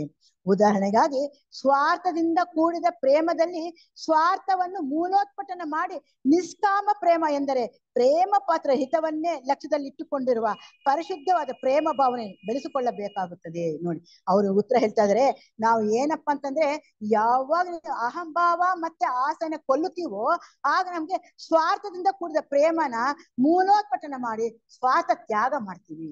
ಆಗ ಸ್ವಾರ್ಥ ತ್ಯಾಗ ಮಾಡಿದಾಗ ನಿಷ್ಕಾಮ ಪ್ರೇಮ ಆಗುತ್ತದೆ. ನಿಷ್ಕಾಮ ಪ್ರೇಮ ಆದಾಗ ಏನಾಗುತ್ತೆ, ಅದು ನಿಷ್ಕಾಮ ಪ್ರೇಮ ಆದಾಗ ಫಲಾಪೇಕ್ಷೆ ಇಲ್ದ್ರೆ ನಾವು ಕೆಲಸ ಮಾಡ್ತೀವಿ. ಆಗ ಆ ಪ್ರೇಮ ಭಾವನೆ ಬೆಳೆಸಿಕೊಳ್ಳಬೇಕಾಗುತ್ತದೆ. ಇಂತಹ ಉನ್ನತ ಮಟ್ಟದ ದೈವಿಕ ಪ್ರೇಮವು ಈ ಮಾರ್ಗದಲ್ಲಿನ ಪ್ರಗತಿ ಮೂಲಾಧಾರವಾದದ್ದು. ಇದು ಈ ಪ್ರಗತಿಗೆ ಮುಂದೆ ಬರ್ಬೇಕು ಅಂದ್ರೆ ನಮ್ಗೆ ಪ್ರೇಮ ಒಂದೇ ಮೂಲಾಧಾರ. ಪ್ರೇಮ ಬಿಟ್ರೆ ಬೇರೆ ದಾರಿನೇ ಇಲ್ಲ. ಪ್ರೇಮನ ಎಷ್ಟೆಷ್ಟು ನಾವು ನಿಸ್ವಾರ್ಥದಿಂದ ಅಳವಡಿಸ್ಕೊಂತೀವೋ ಅಷ್ಟೆಷ್ಟು ನಾವು ಮುಂದುವರಿತೀವಿ. ಜೊತೆಗೆ ನಿಷ್ಕಾಮ ಪ್ರೇಮನೂ ಆಗಿರ್ಬೇಕು. ಒಂದು ಕಡೆ ನಿಸ್ವಾರ್ಥ ಇರ್ಬೇಕು, ಇನ್ನೊಂದು ನಿಷ್ಕಾಮ. ಫಲಾಪೇಕ್ಷನೂ ಇರಬಾರ್ದು, ಸ್ವಾರ್ಥನೂ ಇರಬಾರ್ದು. ಮತ್ತು ಅತ್ಯಾಗತವಾದ ಬೆಳೆಸಿಕೊಳ್ಳಬೇಕಾದ ಇಂತಹವನ್ನು ಪ್ರೀತಿಸಿದರೆ ನನಗೆ ಎಂತಹ ಪ್ರಯೋಜನ ಪಡೆಯಬಹುದು. ಮತ್ತೆ ಇಲ್ಲಿ ಏನಾಗುತ್ತೆ, ಕೆಳಗಿನ ಮಟ್ಟದಲ್ಲಿ ನಾವು ಬೆಳವಣಿಗೆ ಆಗ್ತಾ ಆಗ್ತಾ ಸ್ವಾರ್ಥದಿಂದ ಕೂಡಿರ್ತೀವಲ್ಲ, ಇಂಥವನ್ನ ಪ್ರೀತಿಸಿದ್ರೆ ನಮ್ಗೆ ಏನ್ ಪ್ರಯೋಜನ, ಇಂಥದನ್ನ ತೆಗೆದುಕೊಂಡ್ರೆ ನಮ್ಗೆ ಏನ್ ಪ್ರಯೋಜನ, ಈ ರೀತಿ ನಮ್ಮಲ್ಲಿ ದೋಷ ಬರ್ತಾ ಇರುತ್ತೆ. ಅದಕ್ಕೆ ಹೇಳ್ತಾರೆ, ಇಂಥವನ್ನ ಪ್ರೀತಿಸಿದರೆ ನನಗೆ ಎಂತಹ ಪ್ರಯೋಜನ ಪಡೆಯಬಹುದು ಎಂಬ ಪ್ರೇಮವು ದೂಷ್ಯವಾದದ್ದು. ಅಂದ್ರೆ ಇದೆಲ್ಲ ದೋಷವಾದದ್ದು, ಇದೆಲ್ಲನೂ ನಮ್ಮ ದೋಷಗಳು ಇವೆಲ್ಲನು. ಇಂತಹ ಹಿತವನ್ನು ಚಿಂತಿಸತಕ್ಕ ನಿಸ್ವಾರ್ಥ ಪ್ರೇಮವು ದೈವಿಕವಾದದ್ದು. ಇಂಥದನ್ನೆಲ್ಲ ಪಕ್ಕಕ್ಕಿಟ್ಟು ನಾವು ನಿಸ್ವಾರ್ಥ ಪ್ರೇಮವನ್ನ ಅಳವಡಿಸ್ಕೊಂಡಾಗ, ಜೀವನದಲ್ಲಿ ಬೆಳೆಸ್ಕೊಂಡಾಗ ಮಾತ್ರನೇ ಅದು ದೈವಿಕವಾದದ್ದು, ಅದು ದೈವ ಪ್ರೇಮ ಅಥವಾ ವಿಶ್ವ ಪ್ರೇಮ ಆಗೋದಕ್ಕೆ ಸಾಧ್ಯ ಆಗುತ್ತದೆ.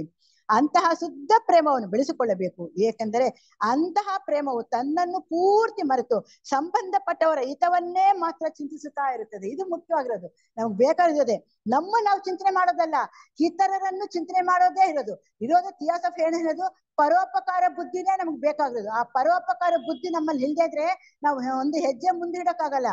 ಇದಕ್ಕೆ ಏನ್ ಬೇಕು, ಪ್ರತಿಯೊಬ್ಬರನ್ನೂ ನಾವು ಪ್ರೀತಿಯಿಂದ ನೋಡ್ಬೇಕು, ಪ್ರತಿಯೊಬ್ಬರನ್ನು ಪ್ರೇಮದಿಂದ ನೋಡ್ಬೇಕು. ಅದಕ್ಕೆ ಸ್ವಲ್ಪ ಇಲ್ಲಿ ವಿಚಾರ ಹೇಳ್ತಾರೆ. ಪ್ರೇಮವು ನಿಜಕ್ಕೂ ಅಗ್ನಿಯಂತೆ ವೈಯಕ್ತಿಕವಾಗಿ ಪ್ರೀತಿಯ ಮಾನವರಲ್ಲಿ ಆಶೆಯಾಗಿ ಭಾವ ಉತ್ಕರ್ಷವಾಗಿ ಜ್ವಾಲೆಯನ್ನು ಹೊತ್ತಿಸುತ್ತದೆ. ಯಾಕೆ ಹೇಳ್ತಾ ನೋಡಿ, ಈ ಪ್ರೇಮ ಅನ್ನೋದು ಒಂದು ಅಗ್ನಿ ಇದ್ದಂತೆ. ಈ ಅಗ್ನಿ ಒಬ್ಬೊಬ್ಬ ಮನುಷ್ಯನಲ್ಲಿಯೂ ಪ್ರೀತಿಯಾಗಿ ಮಾನವನ ಆಸೆ ರೂಪವಾಗಿ ಭಾವ ಉತ್ಕರ್ಷಗಳು, ಭಾವನೆಗಳು, ಆಲೋಚನೆಗಳು ಬೇಗ ಅದು ಒಂದು ಜ್ವಾಲೆ ಆಗಿ ಪರಿವರ್ತನೆ ಆಗುತ್ತದಂತೆ. ಅಷ್ಟೇ ಅಲ್ದಿರ ವಿಶ್ವ ಪ್ರೇಮವು ಮಾನವರಲ್ಲಿ ಪ್ರತಿಭೆ ಹಾಗೂ ವೀರ್ಯವನ್ನು ಜ್ವಾಲೆಯಾಗಿ ಹೊತ್ತಿಸುತ್ತದೆ. ಯಾವಾಗ ಇದೇನಾಯ್ತು, ಈ ಭಾವನೆಗಳಿಂದ ಇಲ್ಲಿ ಜ್ವಾಲೆ ಉತ್ಪತ್ತಿ ಆಯ್ತು ಕೆಳಗಿನ ಮಟ್ಟದಲ್ಲಿ, ಅದೇ ಜ್ವಾಲೆ ಉನ್ನತ ಮಟ್ಟದಲ್ಲಿ ವಿಶ್ವ ಪ್ರೇಮ ಆದಾಗ ಪ್ರತಿಭೆ ಮತ್ತು ವೀರ್ಯವತ್ತವಾಗಿ ಕೆಲಸ ಮಾಡ್ತದೆ. ಅಂದ್ರೆ ಶಕ್ತಿ ರೂಪವಾಗಿ ಆ ಪ್ರೇಮ ಶಕ್ತಿ ಕೆಲಸ ಮಾಡುತ್ತೆ. ತನ್ನನ್ನೊಬ್ಬನ್ನೆಲ್ಲ ಉದ್ಧಾರ ಮಾಡೋದು ವಿಶ್ವ ಪ್ರೇಮ ಬಂದಾಗ ಇಡೀ ವಿಶ್ವವನ್ನೇ ಉದ್ಧಾರ ಮಾಡುತ್ತೆ. ಅಂತ ಶಕ್ತಿಯನ್ನ ಆ ಜ್ವಾಲೆಯಿಂದ ಬರುತ್ತೆ. ಯಾವ ಜ್ವಾಲೆಯಿಂದ? ಪ್ರೇಮದ ಮಾನವರಲ್ಲಿ ಪ್ರತಿಭೆಯನ್ನು ಮತ್ತು ವೀರ್ಯದ ಜ್ವಾಲೆಯನ್ನು ಹೊತ್ತಿಸುತ್ತದೆ. ಈ ರೀತಿ ಅದು ಹೊತ್ತಿಸಿದಾಗ ಆಗ ಪ್ರತಿಯೊಬ್ಬರಲ್ಲೂ ಇರುವ ಉನ್ನತಾತ್ಮನ ದರ್ಶನದಿಂದಾಗಿ ಅಂತರಾಳದಿಂದ ಚಿಮ್ಮಿ ಹೊರ ಹೊಮ್ಮುತ್ತದೆ. ಯಾವ ವಿಶ್ವ ಪ್ರೇಮ ಒಬ್ಬೊಬ್ಬ ಮನುಷ್ಯನು ತನ್ನ ಜೀವನ ಅಳವಡಿಸ್ಕೊಂತಾನೋ ಆ ಪ್ರೇಮ ಏನಾಗುತ್ತೆ ಅಂದ್ರೆ ಅಂತರಾಳದಲ್ಲಿ ಚಿಮ್ಮಿ ಹೊರ ಬರುತ್ತದೆ. ಯಾಕೆ ಬರುತ್ತಪ್ಪ ಅಂದ್ರೆ ಉನ್ನತಾತ್ಮನ ದರ್ಶನವಾಗಿರುತ್ತದೆ ಅಲ್ಲಿ. ಅಲ್ಲಿ ಉನ್ನತಾತ್ಮ ದರ್ಶನ ಆಗಿರೋದ್ರಿಂದ ಅವನ ಅಂತರಾಳದಲ್ಲಿ ಪ್ರೇಮ ಚಿಮ್ಮಿ ಹೊರ ಬರುತ್ತದೆ. ಅದೇ ವಿಶ್ವ ಪ್ರೇಮ ಅಂತ ಹೇಳ್ತಾರೆ. ಇಂಥ ವಿಶ್ವ ಪ್ರೇಮವನ್ನು ಈ ಆದರ್ಶನು ಒಮ್ಮೆ ಸಾಧಿಸಿ ಪಡೆದರೆ ಅದು ಈ ಪ್ರಪಂಚದ ಜೀವಿಗಳನ್ನೆಲ್ಲವೂ ಪ್ರೇಮಿಸಲು ಪ್ರಚೋದನೆ ಮಾಡ್ತದೆ. ಆಗ ಒಬ್ಬೊಬ್ಬರನ್ನು ನಾವು ಪ್ರೇಮದಿಂದ ನೋಡ್ತೀವಿ, ಪ್ರತಿಯೊಬ್ಬ ಜೀವಿಯನ್ನು ಪ್ರೇಮಿಸೋದಕ್ಕೆ ನಾವು ಪ್ರಯತ್ನ ಪಡ್ತೀವಿ. ಇಂತಹ ಪ್ರೇಮವನ್ನು ಅಳವಡಿಸ್ಕೊಂಡಾಗ ಮಾತ್ರ ನಿಜವಾದ ಪ್ರೇಮ, ಇದೇ ಪವಿತ್ರವಾದ ಪ್ರೇಮ ಅಂತ ಹೇಳ್ತಾರೆ. ಇಂಥ ಪವಿತ್ರ ಪ್ರೇಮ ಅಂತಂದಾಗ ಪರಿಶುದ್ಧವಾದ ಜೀವನ ಇರಬೇಕು ಅಲ್ಲಿ. ಅದು ಯಾವಾಗ ಇದು ವಿಶಾಲವಾದ ಪ್ರಜ್ಞೆ ಬೆಳೆಸ್ಕೋಬೇಕು, ಜೊತೆಗೆ ತ್ರಯ ಅಂದ್ರೆ ಗುಣಗಳಿಗೆ ಅತೀತವಾಗಿರ್ಬೇಕು. ಈ ಮೂರು ಅಳವಡಿಸ್ಕೊಂಡಾಗ ಅವನು ಉನ್ನತ ಮಟ್ಟ ಏರೇ ಹೇಳ್ತಾನೆ, ಅಂದ್ರೆ ವಿಶ್ವಕ್ಕೆ ಹತ್ತೆ ಹತ್ತಾನೆ. ಆಗ ವಿಶ್ವ ಪ್ರೇಮವನ್ನು ಅಳವಡಿಸ್ಕೊಂಡಾಗ ಎಲ್ಲೆಲ್ಲೂ ಪ್ರೇಮಮಯ ಜೀವನವನ್ನೇ ನೋಡ್ಬೋದು. ಕಾಮಲೋಕದ ಮಾಯಾ ಭ್ರಾಂತಿಯಿಂದ ಕೂಡಿದ್ದು ಎಂಬುದಾಗಿ ಪ್ರತೀತಿ ಇದೆ. ಇನ್ನು ಹೇಳ್ತಾ ಇದ್ರೆ ಇಲ್ಲಿ ಈಗ ವಿಶ್ವ ಪ್ರೇಮದ ಬಗ್ಗೆ ಹೇಳಿದ್ವಿ, ಈ ಪ್ರೇಮದ ಬಗ್ಗೆ ಹೇಳಿದ್ವಿ, ಎಲ್ಲ ಆಗಿದ್ರು ಕೂಡ ನಾವು ಇನ್ನೂ ಮಾಯಾ ಭ್ರಾಂತಿಯಲ್ಲೇ ಇದ್ದೀವಿ ಅಂತ ಇದೆ. ಎಲ್ಲಿ ನಾವು ಮಾಯಾ ಭ್ರಾಂತಿ ಇಲ್ಲದು ಕಾಮಲೋಕದಲ್ಲಿ ಅದು ಪ್ರತೀತಿ ಇದೆ. ಅದ್ಯಾಗೋ ಅದು ಸ್ಥೂಲ ಲೋಕಕ್ಕಿಂತಲೂ ಒಂದು ಹೆಜ್ಜೆ ಸತ್ಯಕ್ಕೆ ಹತ್ತಿರವಾಗಿದೆ. ನೋಡಿ ಇಲ್ಲಿ ಒಂದು ಪಾಯಿಂಟ್ ಬಂತು, ಏನಪ್ಪಾ ಅಂತಂದ್ರೆ ಈ ನಾವು ಯಥಾರ್ಥ ಸತ್ಯಕ್ಕೆ ಹೋಗ್ಬೇಕಾದ್ರೆ ಈ ಸ್ಥೂಲ ಲೋಕದಲ್ಲಿ ನಾವು ಯಥಾರ್ಥ ಸತ್ಯ ಕಂಡುಕೋಬೇಕಂದ್ರೆ ಸಾಧ್ಯವಿಲ್ಲ. ಆದ್ರೆ ಒಂದು ಹೆಜ್ಜೆ ನಾವು ಕಾಮಲೋಕಕ್ಕೆ ಹತ್ತಿದ್ರೆ ಅಲ್ಲಿ ಸತ್ಯಕ್ಕೆ ಒಂದು ಹೆಜ್ಜೆ ಮುಂದುವರೆದಂಗಾಯ್ತು. ಅಂದ್ರೆ ನಾವು ಮೂಲ ಚೇತನದಿಂದ ಬಂದಿದ್ದೀವಿ, ಮೂಲ ಚೇತನಕ್ಕೆ ಹೋಗ್ಬೇಕು ಅಂದ್ರೆ ಸುಮಾರು ಹೆಜ್ಜೆಗಳು ಅಂದ್ರೆ 7 ಹೆಜ್ಜೆಗಳು ಬೇಕಾಗುತ್ತದೆ. ಆ 7 ಹೆಜ್ಜೆಗಳು ಅಂದ್ರೆ ಮೊದಲನೇದು ಕಾಮಲೋಕದ ಹೆಜ್ಜೆ, ಆಮೇಲೆ ರೂಪಲೋಕಕ್ಕೆ ಒಂದು ಹೆಜ್ಜೆ, ಅರೂಪಲೋಕಕ್ಕೆ ಒಂದು ಹೆಜ್ಜೆ. ಈ ರೀತಿ ಸತ್ಯಕ್ಕೆ ನಾವು ಹತ್ರ ಹಾಕ್ತಾ ಹೋಗ್ತೀವಿ. ಈ ರೀತಿ ಆಗ್ಬೇಕಾದ್ರೆ ಮೊದಲನೇದು ಸತ್ಯವನ್ನು ಗ್ರಹಿಸಬೇಕಾದ್ರೆ ಒಂದು ಹೆಜ್ಜೆ ನಾವು ಮುಂದುವರೆದಿದ್ದೀವಿ. ಆದ್ಯಾಗೋ ಹೊಸಬರು ಆ ಲೋಕದಲ್ಲಿ ಬಹು ಜಾಗೃತಿಯಾಗಿ ಭ್ರಾಂತಿಗೆ ಒಳಗಾಗುವುದುಂಟು. ಎಷ್ಟೇ ತಿಳ್ಕೊಂಡ್ರು ಏನೇ ಮಾಡಿ ಹೊಸಬ್ರಾದವ್ರಿಗೆ ಅಲ್ಲಿ ಭ್ರಾಂತಿ ಸಿಕ್ಕಾಕೊಂತಾರೆ, ಮಾಯಕ್ಕೆ ಸಿಕ್ಕಾಕೊಂಡ್ಬಿಡ್ತಾರೆ ಬೇಗನೆ. ಇದಕ್ಕೆ ಕಾರಣ ಅಂತವ್ರು ಇನ್ನೂ ಸಹಿಸಾ ಅವಸ್ಥೆಯಲ್ಲೇ ಇದ್ದಾರೆ, ಅವರು ನಿದ್ರಾವಸ್ಥೆಯಲ್ಲೇ ಇದ್ದಾರೆ. ಯಾಕಪ್ಪ ಇದೆ ಈ ತರ ಆಗುತ್ತೆ ಅಂದ್ರೆ ಮರಣಾನಂತರ ತಕ್ಷಣ ಅವ್ರಿಗೆ ಅಲ್ಲಿ ಬೆಳವಣಿಗೆ ಆಗೋದು ಅಂದ್ರೆ ಅಲ್ಲಿ ನೋಡೋಕೆ ಸಾಧ್ಯವಿಲ್ಲ. ಯಾಕೆ ನೋಡಕ್ ಸಾಧ್ಯ ಅಂದ್ರೆ ಇನ್ನೂ ಆ ಕಾಮಲೋಕದ ಸಾರಿ ಈ ಸ್ಥೂಲ ಲೋಕದ ಪ್ರಜ್ಞೆ ಇರೋದ್ರಿಂದ ಆ ಕಾಮಲೋಕ ಪ್ರಜ್ಞೆ ಅವ್ರ ಹತ್ತಿರಲ್ಲ. ಆದ್ರಿಂದ ಅವರು ನಿದ್ರಾವಸ್ಥೆಯಲ್ಲಿ ಇರ್ತಾರೆ. ಆ ನಿದ್ರಾವಸ್ಥೆಯಲ್ಲಿ ಇರೋದ್ರಿಂದ ಅವ್ರಿಗೆ ಏನಾಗ್ತದೆ, ಎಲ್ಲಾ ಮಾಯವಾಗೈತೆ, ಎಲ್ಲವೂ ಭ್ರಾಂತಿಯಲ್ಲೇ ಒಳಗಾಗಿದೆ. ನಾನು ಇನ್ನೂ ಸ್ಥೂಲ ಲೋಕದಲ್ಲೇ ಇದ್ದೀನಿ, ನನ್ಗೆ ಮರಣ ಅನ್ನೋದು ಬಂದಿಲ್ಲ, ನಾನು ಸ್ಥೂಲ ಲೋಕದಲ್ಲೇ ಇದ್ದೀನಿ, ಸ್ಥೂಲ ಲೋಕ ಜೀವನ ನಡೆಸ್ತಾ ಇದ್ದೀನಿ ಇದನ್ನ ಆ ಭಾವನೆ ಅವನು ಸಿಕ್ಕಾಕೊಂಡು ಒದ್ದಾಡ್ತಾ ಇದ್ದಾನೆ. ಮಗು ಬೆಳೆಯುತ್ತಾ ಬಂದಂತೆಲ್ಲ ಈ ಲೋಕದ ವಿಷಯನು ಹೇಗೆ ಕರಾರುವಾಗದು ತಿಳಿದುಕೊಳ್ಳಬಲ್ಲನೋ ಹಾಗೆಯೇ ಆ ಲೋಕದೂ ಸಹ ಪ್ರಜ್ಞೆಯನ್ನು ಬೆಳೆದಂತೆಲ್ಲ ಸತ್ಯವನ್ನು ಹೆಚ್ಚು ಹೆಚ್ಚಾಗಿ ಗ್ರಹಿಸಬಲ್ಲನು. ಇದು ಯಾವ ರೀತಿ ಹೇಳ್ತಾ ಇದ್ದಾರೆ ಅಂದ್ರೆ ಯಾವಾಗ ಒಂದು ಮಗು ಬೆಳೆದಂತೆಲ್ಲ ಅಂತಂದ್ರೆ ಯಾರು ಸಾಧಕನಾಗಿರ್ತಾನೋ ಅವನು ಸ್ಥೂಲ ಲೋಕದ ಬಿಟ್ಟು ಕಾಮಲೋಕ ಪ್ರಜ್ಞೆ ಹತ್ತಬೇಕು ಅಂತಂದಾಗ ಅವನ ಪ್ರಜ್ಞೆಯನ್ನ ಸತ್ಯವನ್ನು ಹೆಚ್ಚು ಹೆಚ್ಚು ಗ್ರಹಿಸಬಲ್ಲದು ಅಂದ್ರೆ ಒಂದೊಂದು ಹೆಜ್ಜೆನು ಮುಂದುವರೆದ ಅಂತಾಯ್ತು.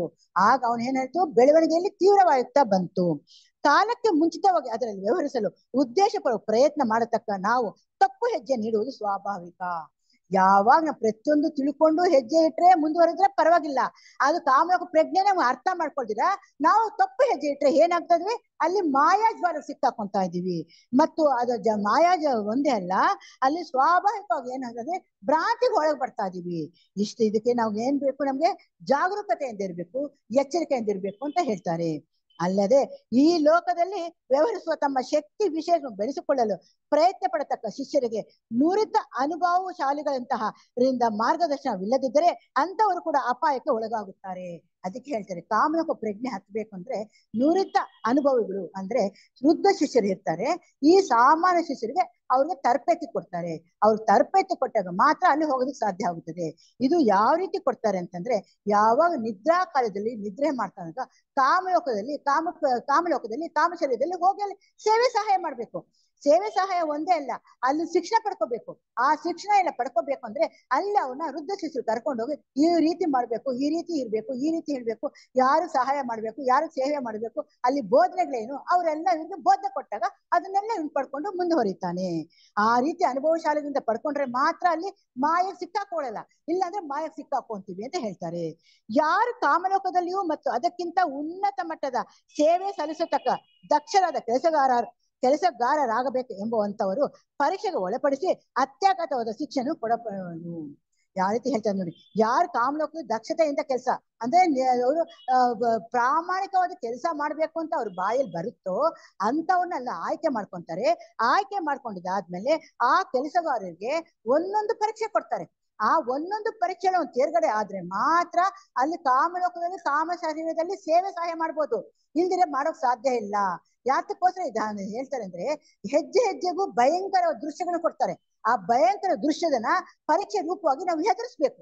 ಎದುರಿಸಿದಾಗ ಮಾತ್ರ ಅಲ್ಲಿ ಸೇವೆ ಸಹಾಯ ಮಾಡಕ್ಕಾಗುತ್ತೆ, ಇಲ್ಲಂದ್ರೆ ನಾವು ಮಾಡಕ್ಕಾಗಲ್ಲ. ಅದನ್ನೇ ಹೇಳ್ತಾರೆ ನೋಡಿ, ಉಮೇದುವಾರನ ಆ ಉದ್ದೇಶದಿಂದ ಭಯಂಕರವಾದ ದೃಶ್ಯವನ್ನು ತೋರಿಸಿ ಅವುಗಳನ್ನು ಸರಿಯಾಗಿ ಅರ್ಥ ಮಾಡಿಕೊಳ್ಳುವಂತಹ ತಿಳುವಳಿಕೆ ಕೊಡಲ್ಪಡುವುದು. ಅದನ್ನ ಭಯಂಕರವಾದ ದೃಶ್ಯ ಕೊಡ್ತಾರೆ, ಅದನ್ನ ಅರ್ಥ ಮಾಡ್ಕೊಂಡು ಶಿಕ್ಷಣ ಕೊಡ್ತಾರೆ. ಇದನ್ನ ನಾವು ಅರ್ಥ ಮಾಡ್ಕೊಂಡ್ರೆ ಮಾತ್ರ ಮುಂದುವರಿಯೋದಕ್ಕೆ ಸಾಧ್ಯ ಆಗುತ್ತದೆ. ಆ ಶಿಕ್ಷಣವನ್ನ ಅರ್ಥ ಮಾಡ್ಕೊಳಿದ್ರೆ ಆ ಭಯಂಕರ ದೃಶ್ಯ ನೋಡಿದ ತಕ್ಷಣ ನಾವು ಜಾರ್ ಬಿಡ್ತೀವಿ. ಅದ್ ಆಗ್ಬಾರ್ದು ಅಂತ ಅವ್ರು ಹೇಳ್ತಾರೆ ಮಾತು.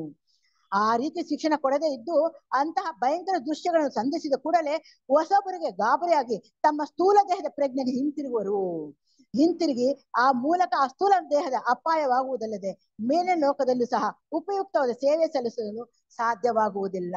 ಅದಕ್ಕೆ ಹೇಳಿದ್ರು, ಕಾಮಲೋಕದಲ್ಲಿ ಇದ್ದಾಗ ನಾವು ಅಂದ್ರೆ ನಾವು ಮಲಗಿರುವಾಗ, ಸ್ಥೂಲ ದೇಹ ಮಲಗಿರುವಾಗ ಈ ಕಾಮ ದೇಹವನ್ನ ತೆಗೆದುಕೊಂಡು ಹೋಗಿ ಕಾಮಲೋಕದಲ್ಲಿ ತರಬೇತಿ ಕೊಡ್ತಾರೆ, ಆ ಶಿಕ್ಷಣ ಕೊಡ್ತಾರೆ.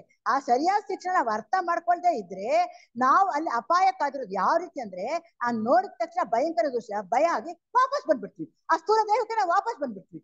ಈ ರೀತಿ ವಾಪಸ್ ಆದಾಗ ಮಾತ್ರ ಅಲ್ಲಿ ಅಪಾಯಕ್ಕಾದಿರುತ್ತೆ. ತಕ್ಷಣ ನಾವು ಅಲ್ಲಿ ಬರಬಾರ್ದು, ನಿಧಾನವಾಗಿ ಎಲ್ಲಾ ನೋಡಿ ಮಾಡಿ ಕಲಿತು ನಾವು ಏನೇನಿದೆ ಅಂತ ತಿಳ್ಕೊಂಡು ಬಂದಾಗ ಅಲ್ಲಿ ಅಪಾಯಕ್ಕಾದಿರಲ್ಲ.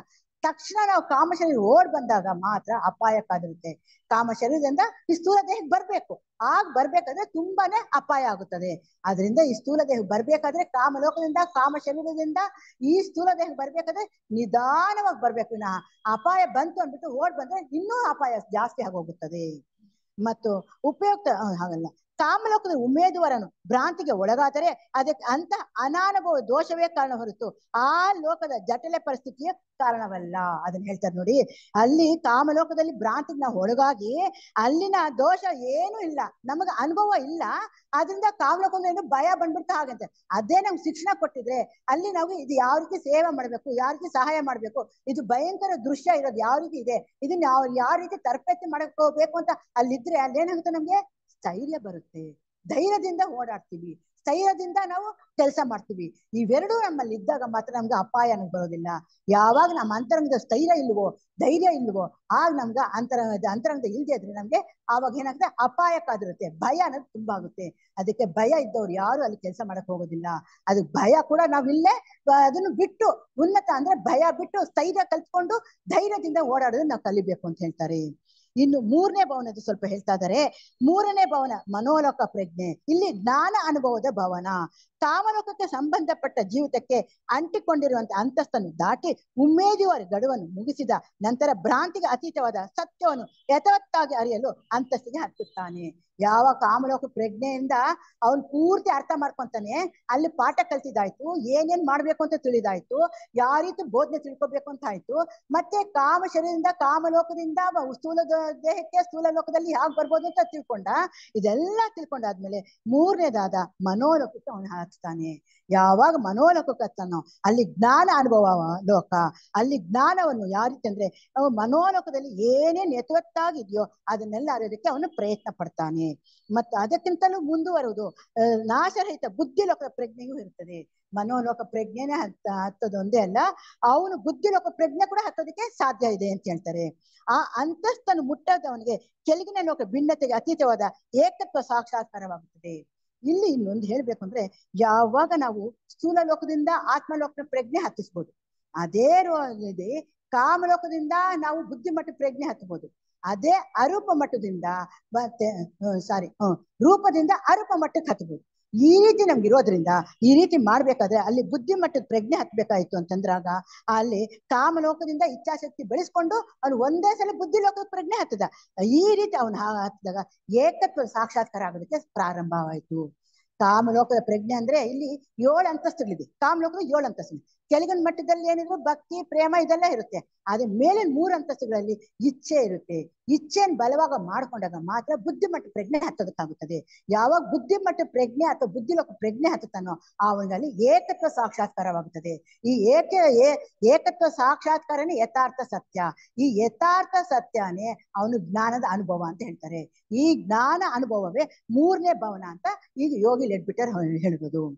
ಇದಿಷ್ಟು ಹೇಳಿ ಇವತ್ತಿನ ವ್ಯಾಸಂಗವನ್ನು ಮುಗಿಸೋಣ. ಈ ಅವಕಾಶನ ಕೊಟ್ಟ ಎಲ್ಲರಿಗೂ ಧನ್ಯವಾದ.